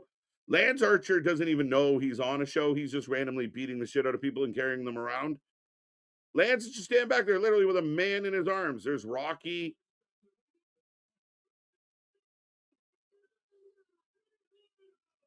Why are they in the weird underbelly of the arena? Like, what secret club bullshit are you guys into? As after all the fun we've had here tonight, up next, the Ladybirds. As ladies and gentlemen, we go to another commercial break. There's about 35 minutes left in the show here tonight. Again, make sure you hit like, make sure you hit share, make sure you hit subscribe. We watch more live wrestling than anybody else out there. And again, we got more coming your way. We got some original content. We're trying to fit into the fucking schedule. Way too much wrestling, but we're here tomorrow for Dynamite, Thursday for Impact, Friday for SmackDown. We got an Elimination Chamber preview show coming up. We got more coming your way and more coming your way. So stay tuned for all the members. There is a members only coming up as well in March. So stay tuned for that. If you're not a member yet, become a member. And again, be a friend, tell a friend, as we want to hit 10K sooner than later. So hope everyone out there is enjoying their Wednesday. Like I say, every Wednesday say the same thing. Friday Junior tomorrow, and then we're rocking and rolling into the weekend. It should be a good time. But lots coming your way from this channel. Don't forget to check out our Instagram, our Twitter, our X. Check out our Discord. Check out our Facebook. Check out our Blue Sky. Check out all the stuff. All the stuff, folks. Why book a random fatal four-way just for Willow to retain? Again, I think it's this thing of, honestly, Richard, I think I think they shy away from booking one-on-one matches. And if they do book one-on-one matches, they want to put stips on them. And if there isn't a stip on it, it's an eliminator match. If it's not that, it's something else. Like, I feel like they just don't know how to do regular. There's gotta be something attached to it. There's got to be something else thrown in the mix. I mean, Willow one-on-one with, name the lady, in a straight up, really good quality match that somebody pulls off a win. A fatal 4-way, they did some moves, the heels beat each other up, she rolled up the other baby face, and we all went home. It doesn't really progress anything. That's one of the things, one of the criticisms I keep hearing about WWE. Monday Night Raw and SmackDown aren't progressing the stories. The fuck are we talking about? And again, in the comparable world, here we are. We got to move some stories. Just having a match doesn't make it moving a story.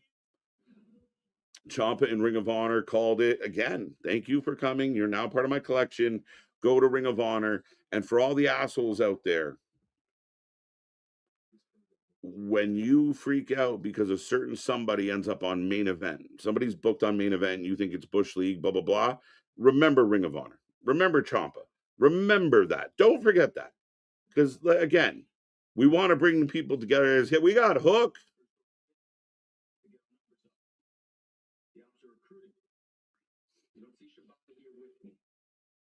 Hook looking like a young Ellen DeGeneres.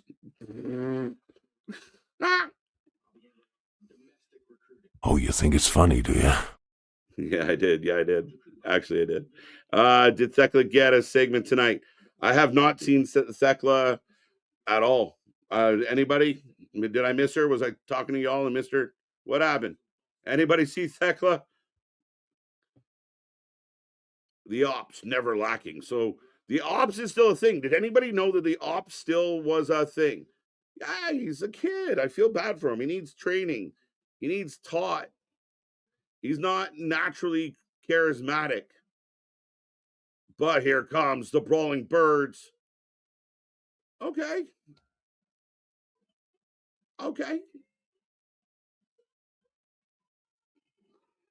Well, they're coming out with an attitude. That's for sure.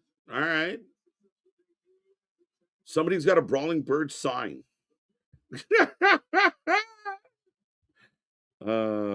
Christ.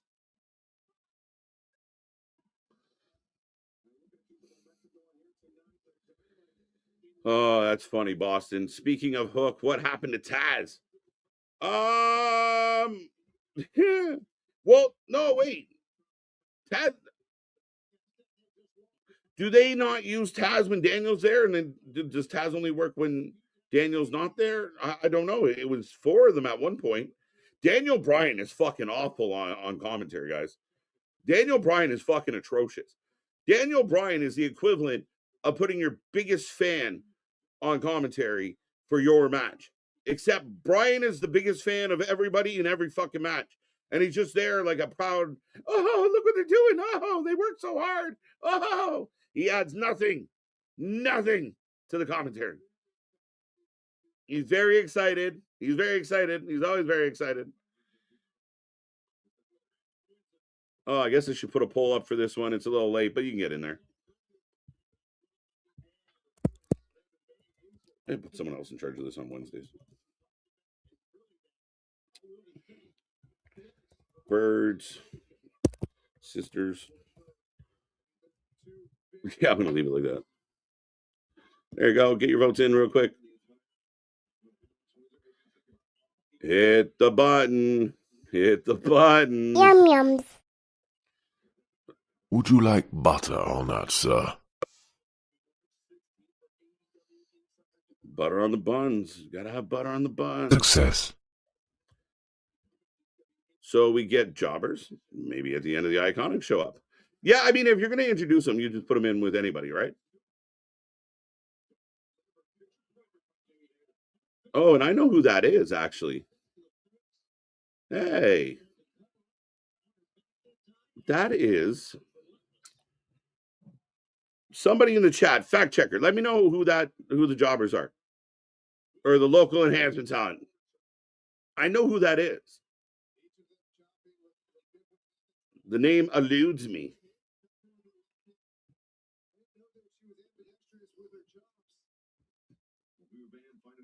Viva Van, thank you, Excalibur. Viva Van in the house. And again, here's my challenge for anybody out there. If you guys want to evaluate the wrestling on a fair scale and make it even and make it fair across the board, I challenge everyone, watch NXT, then watch Dynamite, and really ask yourself what looked more professional, what was cleaner, what was, you know, what was delivered better, what looked better. And I think that's your assessment. I mean, I'm not even comparing the AEW women's division to the WWE main roster. Just straight up, NXT would kick the fuck out of AEW's women's roster. And I don't mean like if we all got in a brawl. I mean, just on paper, it's a better roster. I said it before, AEW is absolute worst to follow up on shows. Nothing is ever forwarded. There is no continuation. And I've said this forever, Rance. You've heard me say it a million times. Tony Khan is a pop-up book writer. There's no story. It's pop-up. Oh, pretty picture. Change the page. Pop-up. Oh, pretty picture. Next page. Pretty picture. No connection between pretty picture and the next pretty picture. It's just, that's what he does. Like, it's just situational. Again, it feels like when I was in high school. It feels like when your paper goes in late and it's unorganized, like it's a fucking terrible fucking assignment because you rushed it, you weren't paying attention, there's spelling mistakes everywhere, teacher thinks you're an idiot. That's what Dynamite feels like.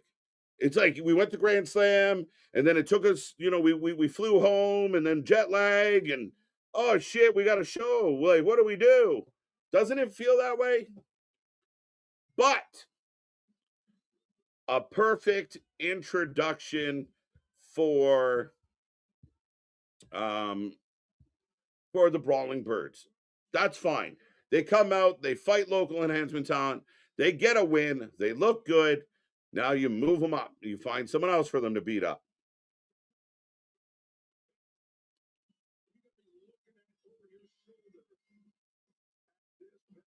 Okay, easy win. There hasn't been anything overly exciting on this show at all. Am I right? Anybody found something exciting about tonight's show? As I got Renee in the back, I feel like a lot of backstage segments. Hey! Ah! Oh my God!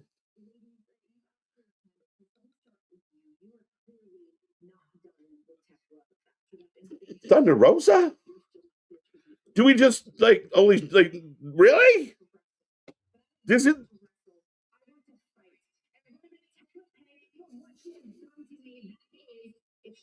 is this how we bring her back? Just, hey, look who's here?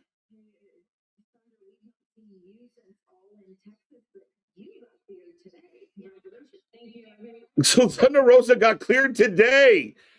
Oh, we give so much fucks about Thunder Rosa around here that we just she's part B of a backstage segment for Stat. No surprise. No music goes off. Holy fuck, Thunder Rosa, one of the founding women of this division. That if it wasn't for Thunder Rosa and Britt Baker and a couple others, that there was no real semblance of a women's division when this show started. You're going to do her like that?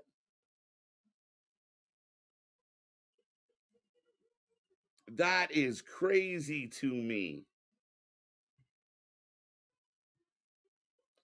That is crazy. Thunder Rosa is back. Like, what is up? Oh, look who's here. Like, literally. Oh, we haven't seen you since All Out Texas. All in Texas. Thunder's back. They can't all be your babies, MDB. God damn it. Well, just throw Thunder out there in a backstage segment. Can you fucking believe that? Can you fucking believe that? Now I got a picture-in-picture, another backstage in a tunnel. I don't know why we do so much of this shit. We can't get a backdrop. We're a billion-dollar company. We can't get a fucking backdrop or a fucking room that isn't the tunnel, isn't the stairwells. Is it supposed to make them look cool and edgy that they do interviews in the boiler room? Are they Mankind? Where's Mick Foley? What are we fucking doing? Has anyone seen Jim Cornette's Rat? Holy fuck! The Beast More Toast has returned. And what's better than less toast? More toast! Let's go! This show is fucking awful. Decent finisher. The only thing worse than having this match is having this match with... Dude, she's too much. We are truly fucked, boys. I'm with you, buddy. I'm fucking struggling. I'm not putting a poll up. As More Toast and Kevin Knight. Why? Oh, here another wrestler, another couple wrestlers that Daniel just loves. I love these guys. They're so good. They work so hard. They're athletic. They can flip. They're so good. So good. Thank you, Daniel. Thank you for your fucking insight.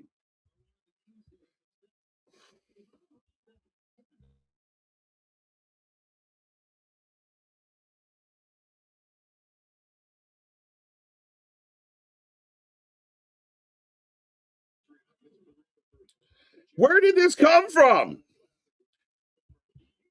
LFI want the trios belts, apparently. Okay. Yeah, I mean, I like Daniel Bryan as a wrestler, as a talent. He is fucking awful on commentary. And I think he's really bad because you already have Shivani, who's playing the cheerleader with the little skirt and the pom-poms. We've seen you, Tony. You know what I mean? Like, you already have a cheerleader. You don't need two cheerleaders. And Excalibur is all but a fucking cheerleader that reads off the fucking what matches we're having at the pay-per-view and next week. They're all fucking cheerleaders. Who's like covering this like it's a sport, not just like a bunch of guys you really like that are doing some shit?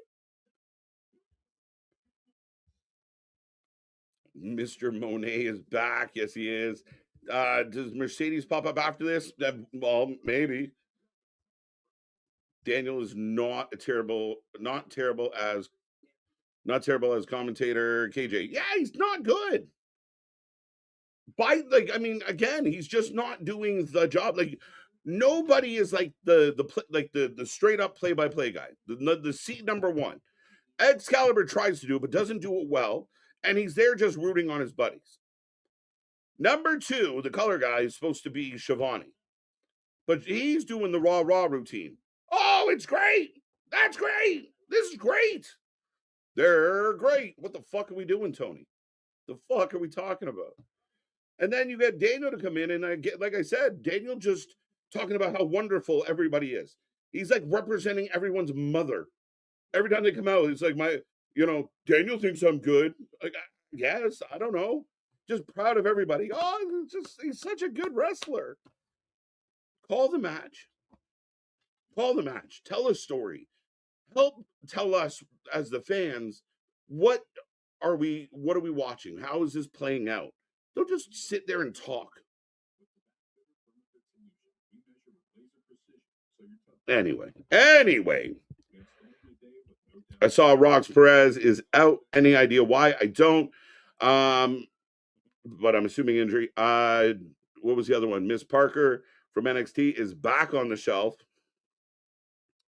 T's and P's to her. Hopefully she bounces back. We just got her return, and she might be out again. Mercedes should be back soon. I think they've been setting up. I believe they were setting up Mercedes. Oh, sorry, my brain completely wandered. When is Mercedes coming back? I hope never. But she'll be back soon. She's tweaked, so she'll be out for a couple months, and then she'll get back at it. Main event after this. It's currently 9:40, and it feels like this has been a 3-hour show tonight. Am I incorrect in saying that? A Knight versus Bull. A Knight versus a Bull. More Toast versus Knight. Sammy G is back. Daniel Bryan says, Mark, there you go. Again, I don't mind him being a little marky. It's just not everybody at commentary can be marks. Like, you need a little bit of give and take. You need a little bit of argument. You need a little bit of, no, that's not right. They are fucking three guys that just sound like groupies that can't wait to get to the back of the stage and show these wrestlers how much they truly appreciate them. Like if you were fucking standing listening to three fucking ring rats have a convo, it sounds like their fucking commentary team.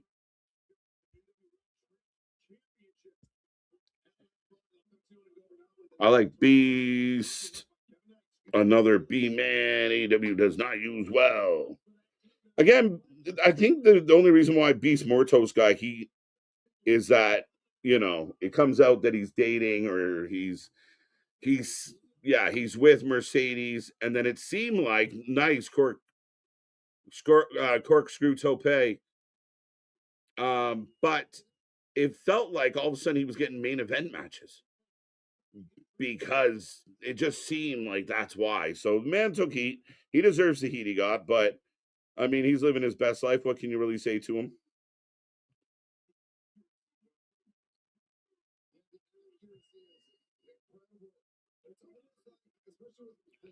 AW ain't even wrestling. You tell me this is guaranteed where the best wrestling matches happen. Someone's going to tell me that this is going to be the match of the fucking week, right? Big pop-up Samoan drop. 2. Yeah, I'm sorry, Mega, but he is. I prefer a heel Callis on commentating instead of Excalibur. If Callis' job was being commentary and being that heel kind of vibe, that is perfect. That would be better than him being a manager who's always on fucking commentary. Now that Thunder Rosa is back, what's the chances we get DMD at some point in 2026? I wonder if Thunder Rosa is enough to get DMD back in the mix.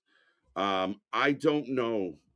I still the DMD thing is an anomaly to me. Thunder Rosa's back, but they're going to use her sparingly. Like you said, they barely even give a fuck that she has returned. It was nothing. It was meaningless. One of your former world champions just showed up to, oh, hey, you're here. The fuck are we doing? But they made a bigger deal about Private Party returning. The fuck are we doing? It's the question of the night. Question every Wednesday. What the fuck are we doing? What are we doing with this? And now, again, she'll just fade off to the abyss. And she'll go back to doing Busted Open and going back and posting, you know, her ironing and doing household chores in her underwear. And then Tony will book her for another week or two. And again, I think for her, just get out of your contract and hope you can go wrestle somewhere else. Because Thunder Rosa's talented as fuck. As we got the change of direction in the air on the standing frog splash, big kick out by Mortos.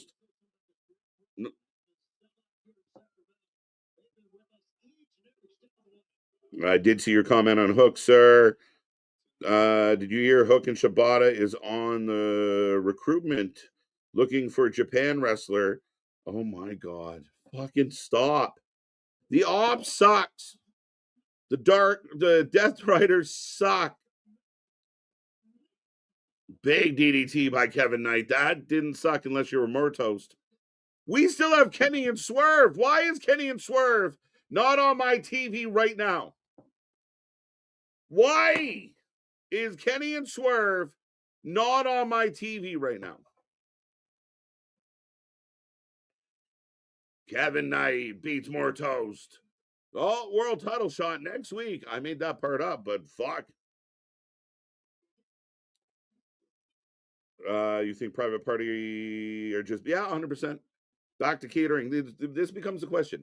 When the AEW fans get all excited and they're like, oh my God, we signed so-and-so. We signed this person.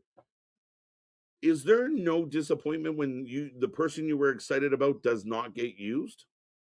Like nothing? No, you're not upset at all? You just go with it? Like, oh, this is good. All right, well, they work here. They're on the team. What a great match. Match of the night. But it was short and it wasn't that good. Again, it was all right. I mean, it was a good cruiserweight matchup. It really was. It wasn't that bad. Wasn't that bad.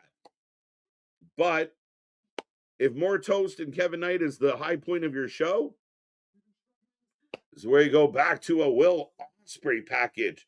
So we're getting closer and closer and closer to the return of the heart and soul of AEW as far as I'm concerned.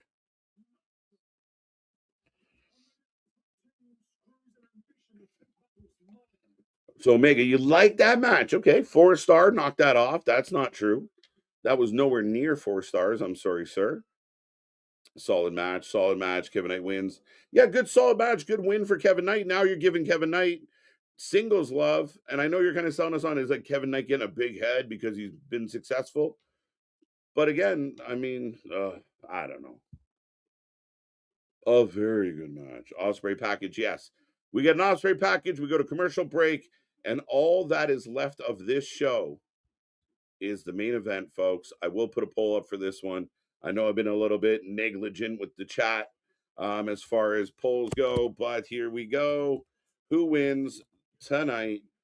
I got a feeling it's a nobody, but I could be wrong, especially with limited time on the clock.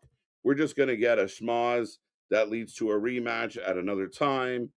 The question becomes who the fuck would get involved. I don't know because it's been a mess. But that's it. Your main event poll is up. Let me know who you're taking. Kenny Omega, Swerve Strickland. Been looking forward to this all night long. And truthfully, tonight has felt like a long one. Tonight, for me, has dragged a little bit. Nothing over. Like, what was super exciting tonight? You had a chance to do something super exciting because you had Thunder. All you had to do was have Stat have a match with nobody, and then Thunder comes out to save her because they're friends. But Kevin Knight, Mortos have a good match. Okay, a good match, and you have your best high flying match right before your main event. Why was that not on earlier and one of your matches now? Swerve and Omega will be super exciting, at least. Fingers crossed, but I mean, again, I have an issue with the company. Right now, it's almost 10 minutes to the top of the hour. Let's get them in. Let's get them in the ring. You could have cut out at least one or two, especially a lot of like those backstage. Like we went to the backstage a lot tonight. It felt like. So I think we could have got to this match early. Put it in the ring. Let's go. You don't have to have an overrun every week, and some of them can be shorter than 15 minutes. It always goes to overtime.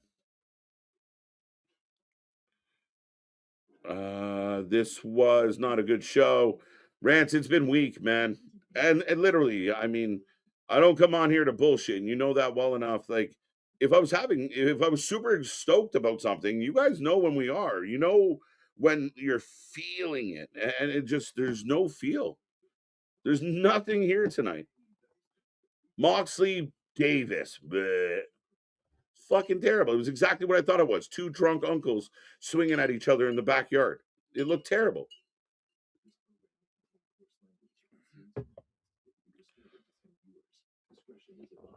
Kevin Knight, Mortos, fun.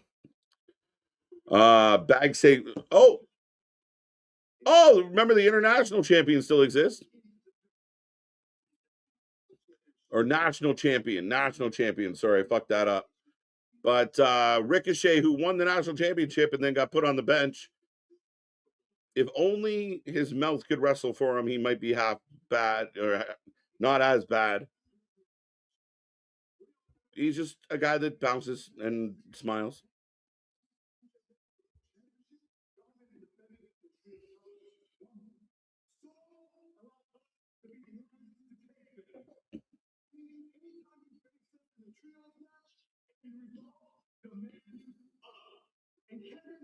Are you kidding me? I like that they're letting GOA cut promo here. There's been a lot of this tonight. I honestly, I feel like we've got a shit ton. And we just had Hook talk about the trios belts and trying to recruit. Now we have the Demand talking about the trios belts. All of a sudden, everybody wants to be a trios champion this week. And you have a national champion that barely gets booked on TV. Oh, the demand has a pair of scissors in the door. Did I mention the main event should be on now? 9 minutes away from the end of the hour. Why are we doing this shit now?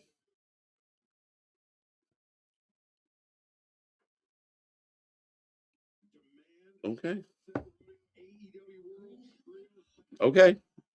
So if anyone was super concerned, now you know. The demand want the trios titles. We needed to do that. You couldn't have saved that segment for a fucking collision and get the main event going? As we are now 8 minutes away from the top of the hour. And Swerve, who just took his theme song that was over and said, here's some hot shit for everybody. This is fucking brutal. Tell us the truth!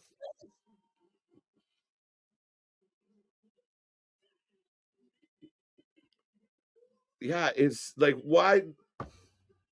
Do you think it made you harder, edgier? What is it? Why did you do it? And Nana's still doing the dance, but the song is gone.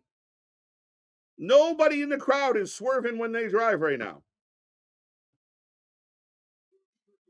Nobody.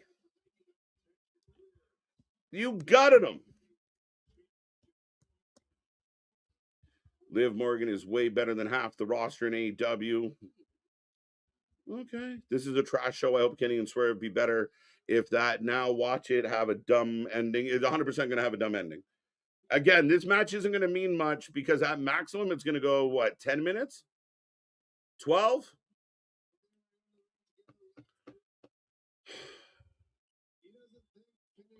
I'm a big fan of Viva Van. Yeah, me too. So that was cool to see. I don't know who her partner was. I didn't catch the name, but anyone else let me know. But yeah, Viva Van. I was like, wait a minute. But here comes the cleaner, Kenny Omega. Let's go.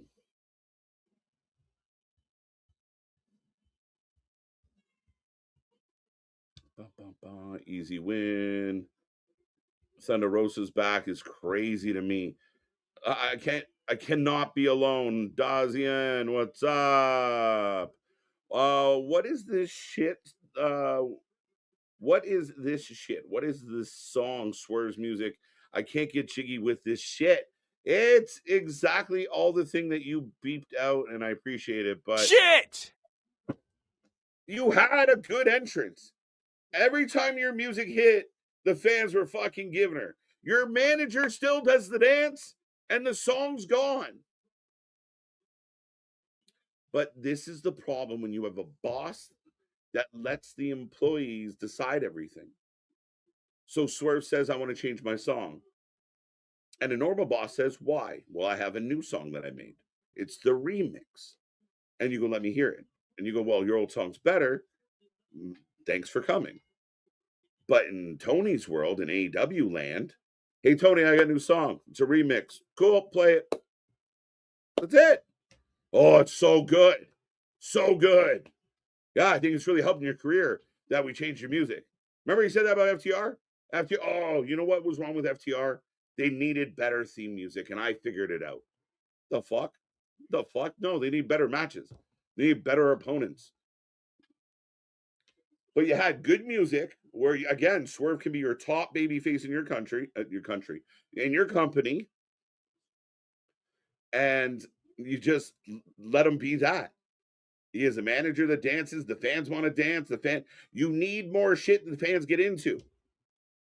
If there's nothing interactive in the show, you might as well just stay home and watch it. And a lot of people have chosen to do so.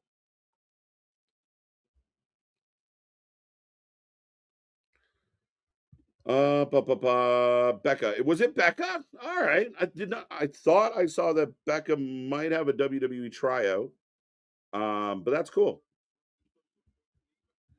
I swear, when I watch AEW, the best belt machine. Yeah, right now, Kenny is in control, doing the mat pounding right to the outside. We suck at keeping matches in the ring, by the way. 54% of the chat in a record. Keith Sweat and Nobody at 54%. A new Nobody record. Maybe. I might be making that up, but it feels good. It's so frustrating. KJ is rigging AEW. Is rigging AEW. The poll says Kenny versus Omega. No, it didn't. Did it really? I gotta go check now. I'm rigging the vote. Oh, I did too. Nobody makes way more sense. Chris, that is just literally the vitamins sticking the pages together and trying to multitask and do all this fun stuff. It's been a minute since I botched a poll. I like it.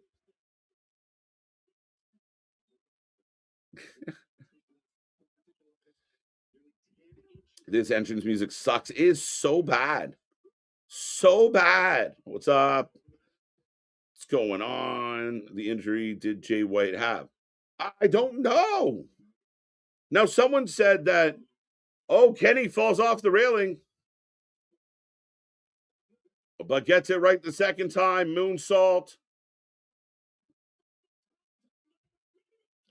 We're going to commercial for the final time tonight at with 2 minutes on the clock. 2 minutes on the clock, and I'm in picture.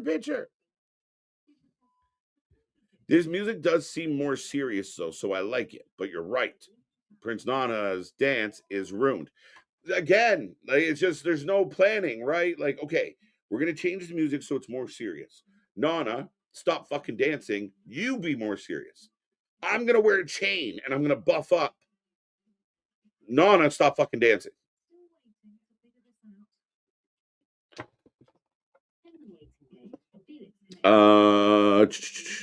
Like, what kind of 2005 Pretty Loop shit is this? Did Def Rebel send him that? The saddest part of this one is it's him. It's him. It's his music. And I get it what you're saying, but that's exactly what I said, Boston. The character just should represent it, right? And again, this is the problem. So you have a song that's over. It makes Swerve very babyface. You have a manager dancing, makes Swerve very babyface. But in AEW, baby faces and heels are not really a thing. Situational baby faces and heels, as per Dave Meltzer. Oh, you're lying! We do know he's lying. Tell us the truth! There you go. But you have guys like Meltzer say situational babyface, and this is what I've been saying for months now. It becomes gray. So you take the music away to make it more serious, but the manager's still dancing. So instead of going babyface, he ends up in the middle-ish somewhere, but not like a tweener like Austin. Like a tweener, like nobody gives a fuck. And it becomes gray and it becomes porridge. It is 50 Shades of Gray every Wednesday, except there's way too many virgins for that in the crowd. But that being said, I digress. That's the problem. It's all got to line up. You got to connect all the dots. You can't just, all right, we're going to change your music. But why? The music represents something. It's a part of the overall story you're telling. Just the way it is. Right? It's like if Adam Hangman Page switched his music right now, but changed nothing about his character. Right? It would throw everyone off. The bad news, like I said, for this one, it's Swerve's music. What are we doing? What are we doing? I don't get it. Kenny versus Omega. Poor Swerve. I buried Swerve before the match even started. 6 minutes left. We are literally coming out of the break at the top of the hour, folks. It's equivalent to when Bayley moved away from the hugger song with the blow up things. She went more serious. The difference is Bayley didn't come out with the hug. No, she literally went out of her way to chop down the wacky, waveable, inflatable guys. I need Nick here to say all that shit. What kind of main event is mostly shown picture in picture? You know, again, guys, like the questions are valid. And what I find very interesting is because we do all wrestling, we're here every Monday, every Friday, and we hear, oh, WWE and their shit. Enjoy your commercial filled show. I just got a commercial at 9:58, and we are now 10:01 for no reason. Again, overruns aren't cool just because you do them. Overruns become cool when they are necessary and needed. Yeah, facts, 100%. Pick a lane, but everybody's porridge. Everyone is fucking bland, sugar free, gluten free, bland, useless, boring porridge. Porridge.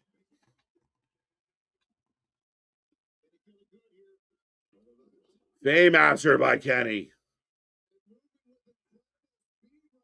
There's Daniel Bryan. He's moving with incredible speed. Really? Is he?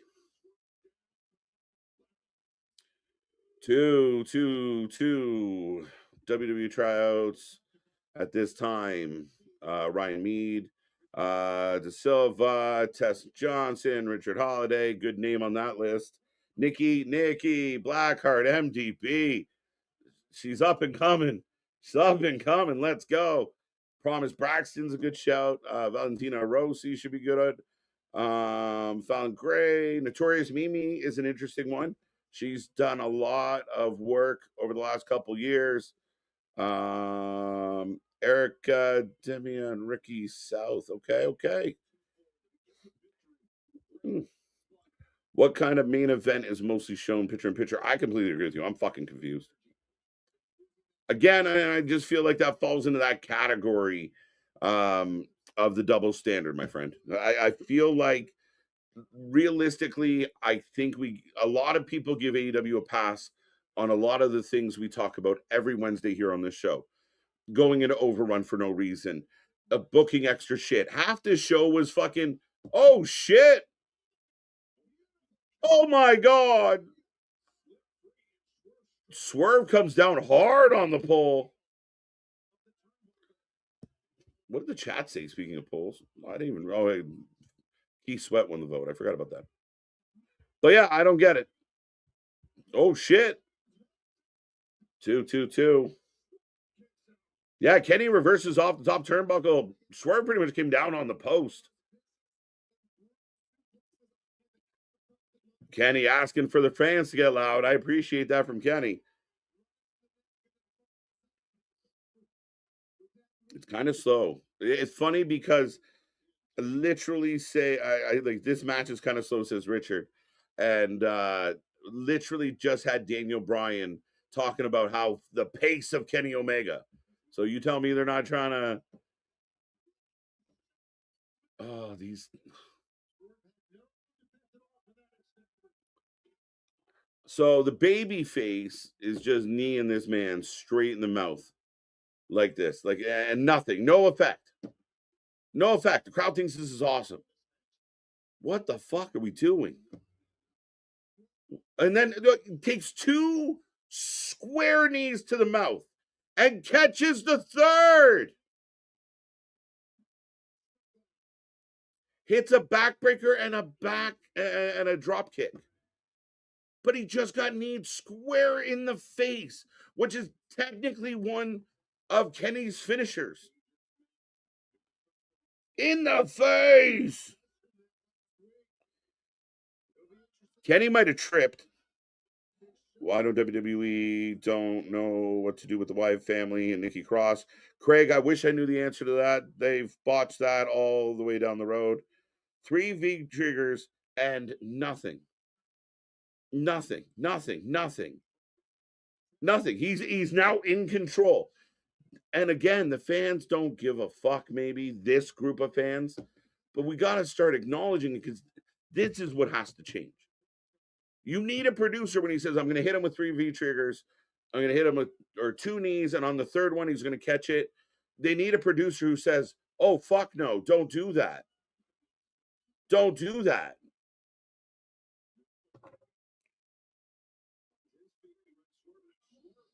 Where I just saw my buddy TK. Where did you go, TK? I'll find you. I think it's more serious. I like it. I like serious rap more anyway, though. That's just me. Fair, but two things about that. One is manager keeps dancing like it's not serious. And two, the song itself, even though more serious, sucks. Maybe. I don't like the song. The inmates run the asylum. That's the biggest problem, Philip. I'm with you, buddy. I'm really with you on that. And they get this is awesome. This is not awesome. This is not awesome. We know you're lying. We know you're lying. And I say it all the time. You can't really discredit the fans that paid the money to be there. But I just don't. This is not awesome.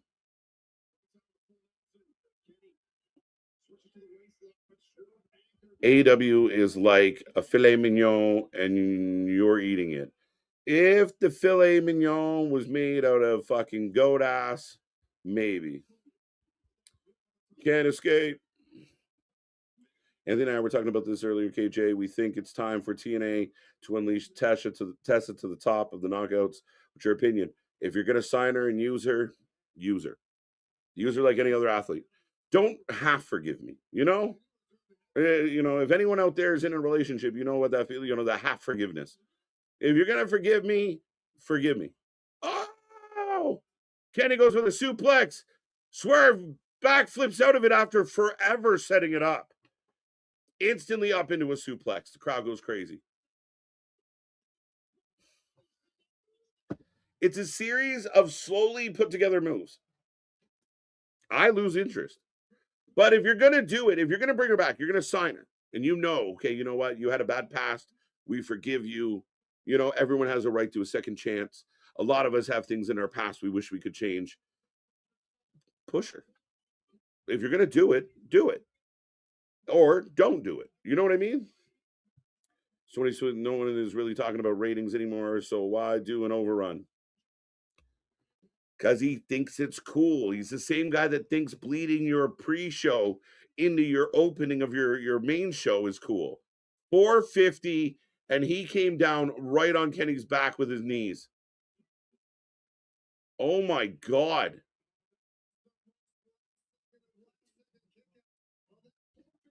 What WWE don't know, I wish I could help you on that one. We've been trying to figure that out forever.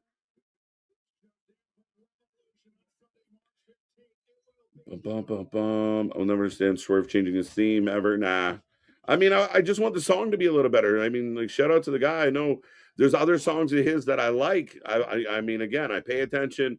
I just don't think this is the right mood. And it looks like, again, if you're gonna come out to the ring and be all morose and have a chain, and you have the harder song, then get rid of the happy-go-lucky manager.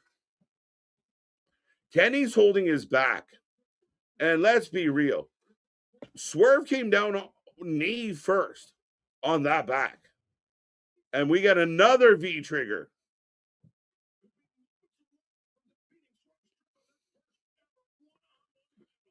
And I'm sorry, is anyone else finding like there's lulls in this shit? Now they're going up to the top. This is so crazy. They're trying to set up the Snapdragon from the top.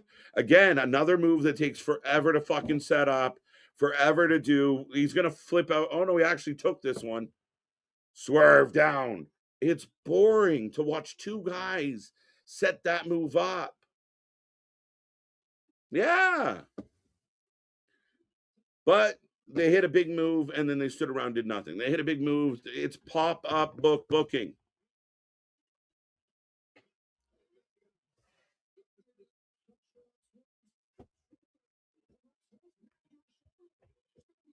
Tony Khan out here fucking. And Aubrey, for no reason, gets in the way and he gets eat with a fucking V trigger. Who fucks Kenny now?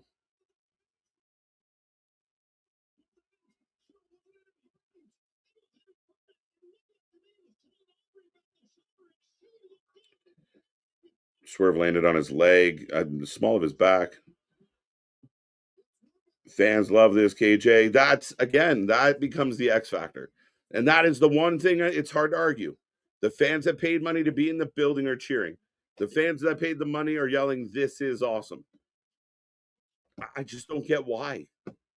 And they have every right to like it as we get a roll through, step over. Like Swerve's got some fancy transitions. Nice. Into the house call. But you know the ref's out, Swervy.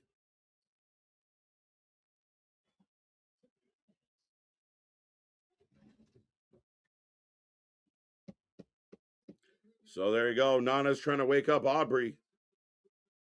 You got any oats? Some hay. You got anything? Kenny Omega looks like goodbye horses. Goodbye horses. What are we doing? It is, yeah. A big stomp. No ref. No new ref. Fuck it. Almost 10:30. Fucking crazy. Why couldn't what Tony Khan doesn't under fucking stand is if you move this into the 2 hours that you fucking plan your show for. If this whole match was on the show and maybe one less fucking Death Rider segment or two, maybe, just maybe.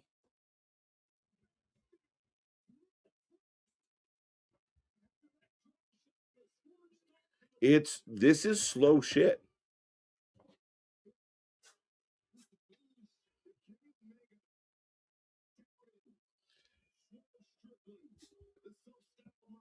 He'd be defending it. What do you mean, Care Bear? He's become the defender of the AEW.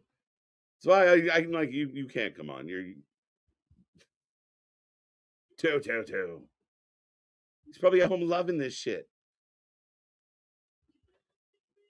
Oh, it's dumb as fuck, Paul. It's one of my least favorite things by everybody. Andrade and everybody else. So, again, nobody's the bad guy. Nobody's the good guy. Everybody does bullshit. And no second ref. No assistance. Nothing.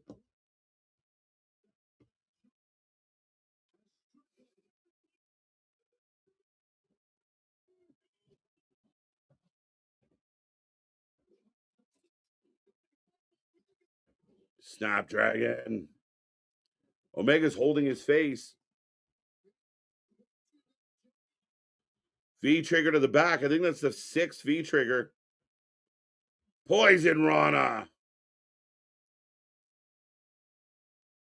It makes me mad that this match is going to get praised as much as it's going to get praised.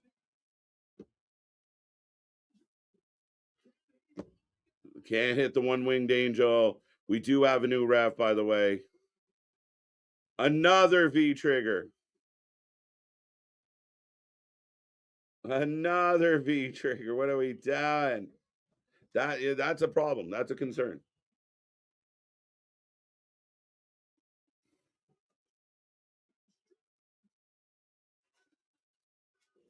Oh, drops Kenny on his head. And Swerve beats him. Swerve beats him. Holy shit. Swerve beat him on free TV.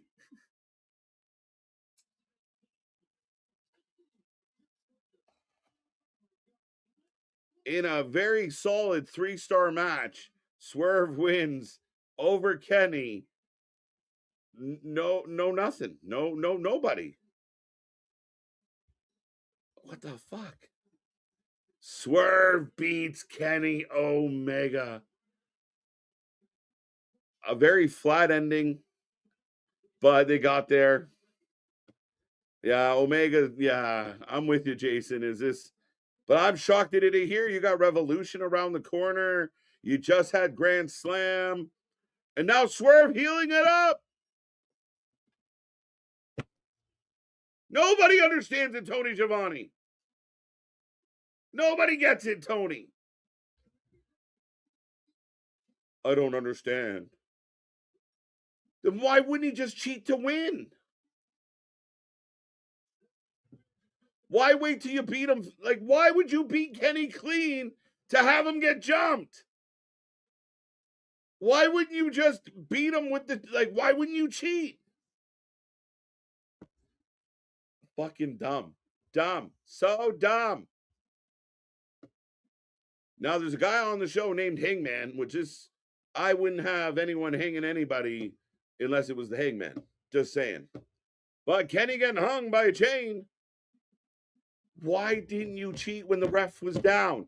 What was the point of the ref bump at all? The fuck are we doing?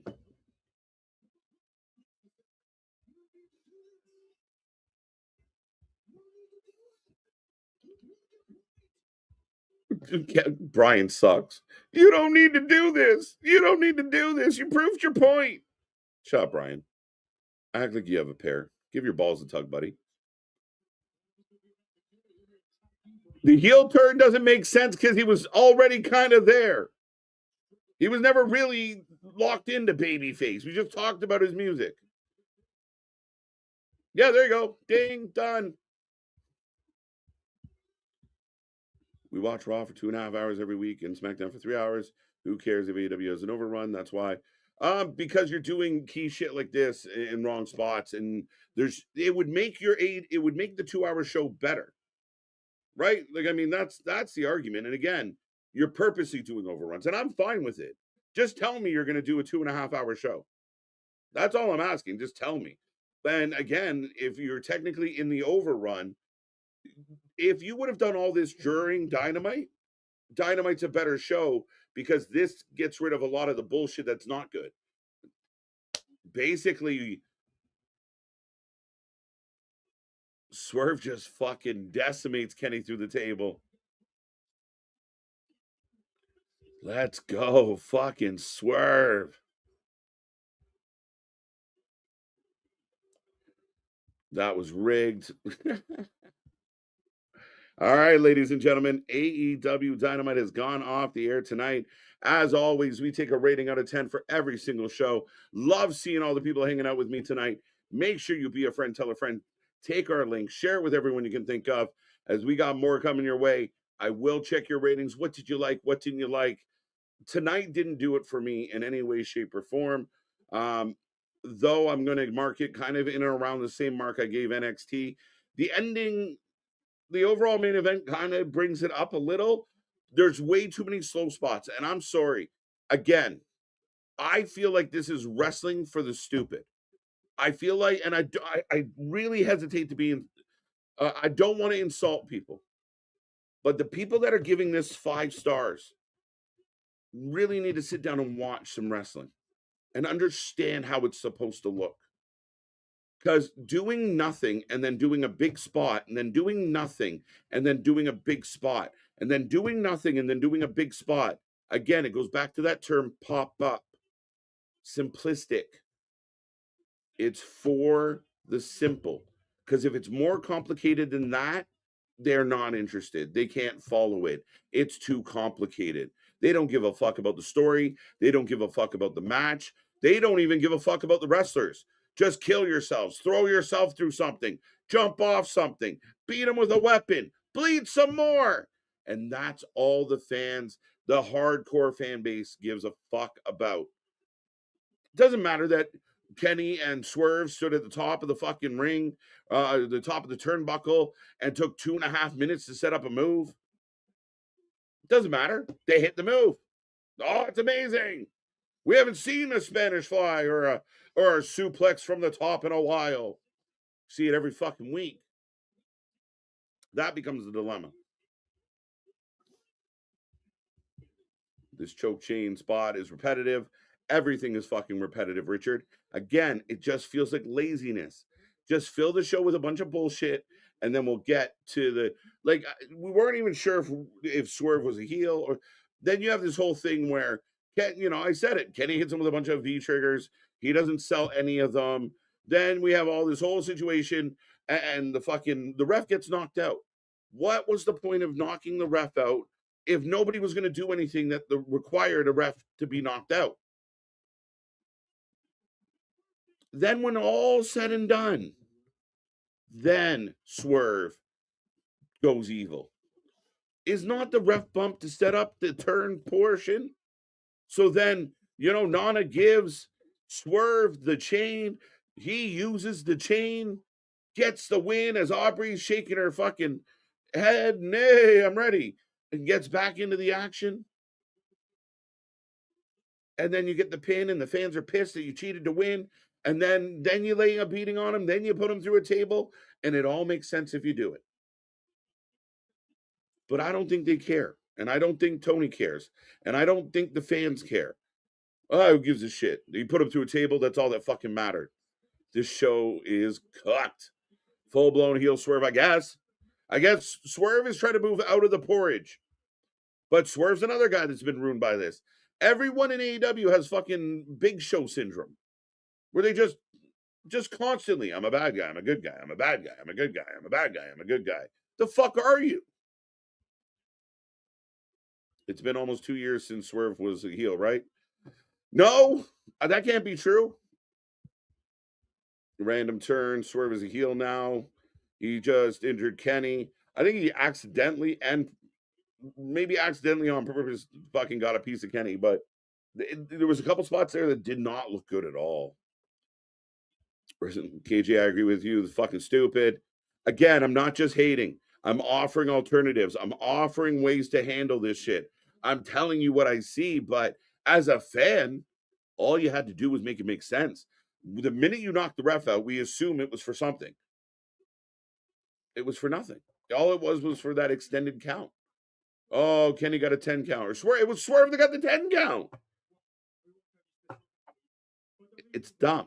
And I feel like they're treating the fan base like they're stupid. Now, if you're a diehard AEW fan and you hear me say Tony Khan's making his show for stupid people and you're offended, don't take it out on me. Take it out on Tony. Because this is created for simple. This is paint by number. It's just rinse and repeat, and nobody wants to talk about it. Everything's the same. Nobody wants to talk about it. Right? Grand Slam, the go-home show for Grand Slam. Segment, aftermath. Match, aftermath. Next thing, aftermath. We've been down this road. There is no creativity at all. There's nothing new. There's nothing cool. There's nothing exciting. There's nothing fresh. There's nothing hot. None of it. 3 out of 10. Kenny lost again. Would have made sense. The heel turn should have happened at Revolution. Facts. Make it on a big stage. If you were going to beat Kenny Omega clean, one of the founders of this company, how do you not make that a pay-per-view moment? How do you not make that a bigger moment? How do you do it at 10:25 on a Wednesday night? State of Wrestling might be 10:45, folks. If you're joining me, there you go. There you go. Shout out. Go see my friend. So many heels on the roster. Why turn Swerve now? Because they don't know what else to do. They don't know. Swerve went to Tony and said, I think I want to be a heel. And Tony went, okay. That's what happens. I'm telling you. And unlike the other guys, I'm not going to pretend I'm actually in the room. But come on, that's what it feels like, don't it? There's no rhyme, reason, connection, nothing. I thought the main event was a solid match, and the carnage afterwards was fun. No issue with that. I explained my issues. 6.5. I'm going to go there-ish, 6. NXT was a 6 last night. Dynamite's a 6 tonight. People are going to talk about Mortos, Kevin Knight. I don't give a fuck. That was the match of the night. The main event had moments, but again, a lot of I'm going to stand on the apron. It's just so over-the-top convoluted. I can't give that main event the credit that others are going to. I can't. It is fundamentally not good pro wrestling. It's not. If that match happened in any wrestling school across the planet tonight, the instructors would chew them both out for how bad they did on every aspect of wrestling. The basics, the fucking transitions, the fucking timing, all of it was bad. The aftermath was fun, but again, there's so many logic issues. What do we do? 6 out of 10. This was to write Kenny off. Did we not just do that? We just put Kenny on a stretcher, and then he came back and didn't even get revenge on the guy that put him on a stretcher. So based on past behavior, Kenny will return in a little while and forget that Swerve was the one that fucked him up. Right? Right. Ask Kyle Fletcher. Main event saved the show a bit. 6.5 out of 10. 7. Dynamite show was mid, but the main event bumped it up for me. That's fair, and that's sad. I could go with that. Omega might be leaving, folks. It looks like this is his last day in AEW. Care. I don't know. Like, I mean, you'd hate to think that Kenny Omega's final match was going to be on a fucking random Dynamite. But who knows? The main event was the most memorable part of the whole show, as it should be, though. 6 out of 10. Not going to lie, Andrade Swerve was better. Yeah, it was. But see, here's the tricky part. We all know that Kenny can't do what Kenny used to do. So that match was slow. Someone else said, "Oh man, this match going kind of slow." Right? They know. That's why Danielson was talking about how fast the pace of Kenny Omega. But we can see through that shit. It's right in front of us. Can you, Omega, get written off TV for a while because he'll be in Japan for a bit? But you just brought him back from that same thing. So is Kenny just the biggest fucking pussy in all of wrestling? Is Kenny Omega just a whipping boy? Is he a bitch? Does he just show up, get hospitalized, and then run away crying and then comes back and does it again? At what point do we stop? Chris, I did hear this, and I'm shocked it was only 10,000. Omega got written off because of the Revolution weekend. That makes no sense. Who does he work for? Revolution's one of your major pay-per-views, and he's being written off because he's going to be in Japan. Fuck off. Again, 3 Death Rider segments, MJF Page promo in the first hour, then second hour Hook promo, Ricochet promo, Stat and Rosa promo. Oh, by the way, Rosa's back. Wow, the disrespect for Thunder Rosa equals bad show. Rance nailed it. 6.5. Fun fact, they wrote Kenny Omega out so you can play a video game tournament instead of being... That's on them. Then you deserve for your... If that's true, Paul, and I haven't confirmed that, if that's true, then your company should be doing shows in front of fucking 1,500 people. That's it. You're not the pros. You're not the big leagues. You're not even competing with it. And it doesn't matter how shit AEW or WWE gets, you'll never be that. That's it. And some people, we don't want to be that. No, but you brag like you want to be the big leagues. You brag like you want to be in that number 1 spot. And you never will be playing house. And that's all this is. This is dress up. This is make believe. This is an extension of Tony's childhood fantasies. What happened? Yeah, no, we don't know what happened with Omega and Andrade. We don't know what happened with Omega and Fletcher. We just let shit go in this company. Again, booking for the simple. Should have Kenny win and then have Swerve attack Kenny after losing. Kenny caught. Yeah, that's fine. Or, like I said, I was a little surprised because you bumped the ref, cheat to win. That's your heel move. Kenny is headed to Japan to part of a Sega tournament. Okay, so that's not lying. That's confirmed. Holy fuck. 5 at a time. What Bush League? Bush League Amateur Hour. Bush League. How old's Kenny Omega? Kenny Omega is what? Close to 40? Around 40? With a full-time paying job, a gig that pays his bills, and it's bullshit. It's Revolution, guys. It's not like he's skipping a fucking Dynamite. TNA Wrestling Tournament tomorrow. TNA Impact tomorrow. We will be here live for Impact. It's going to be fun. 6.5. AEW should compete with OVW now. It's trending that way, and people don't believe us. And they won't believe us, but they'll get the proof.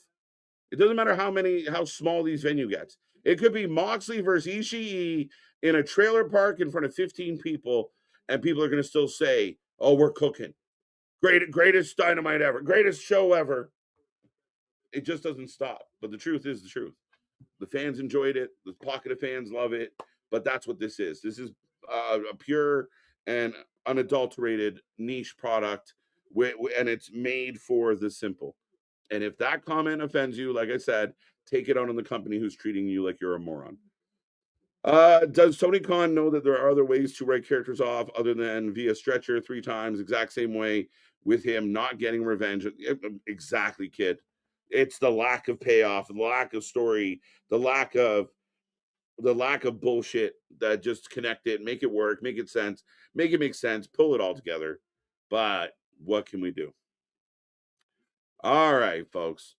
The fact that Omega not show up at pay-per-view to go and play a video game tells you everything you need to know about Tony Khan and AEW. And again, the sympathizers, the apologists will say, well, it's a good company. You want to work for that corporate monster that wouldn't let you do something like this? Yeah, I would rather do that than kill myself in front of 1,500 people. I mean, I really think there's a difference. It is Bush League. It's amateur. It's, again, the hypocrisy of the critiquing, the hypocrisy of how we evaluate. We let this company slide so much. I wish we could put on like an AI version, an AI replica version of both shows, and then have people blind. You know, you used to do the blind Coke or Pepsi. What's better? It's too bad we couldn't do like a blanked out, a greened out version of the wrestling shows, and then let the fans vote on what show was actually better. And I bet the fucking results wouldn't be surprising, and it wouldn't be what you think they are. That would make them surprising, wouldn't it? But anyway, clearly I'm long in the tooth. Folks, that is the show. Don't forget, we are back tomorrow for TNA. We're looking forward to this one. Sunday, we're here for the Elimination Chamber preview show. That's going to be a lot of fun. Myself, Nick, and Anthony are going to break it all down. Of course, the boys are going to be here tomorrow, 8:45. It's going to be a good one. But let's see how it goes. Looking forward to it. Friday Night SmackDown as well on Friday, of course. And then all week long for all the stuffs. Thank you guys for making this show amazing. Without you, I have nobody to talk to. I appreciate it. I appreciate the love. I appreciate every single one of you. Don't forget, like, share, subscribe. Check out all the socials. Check out all the buttons.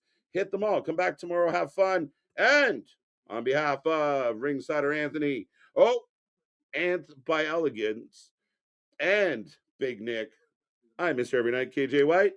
Have a good night. See you on the flip side.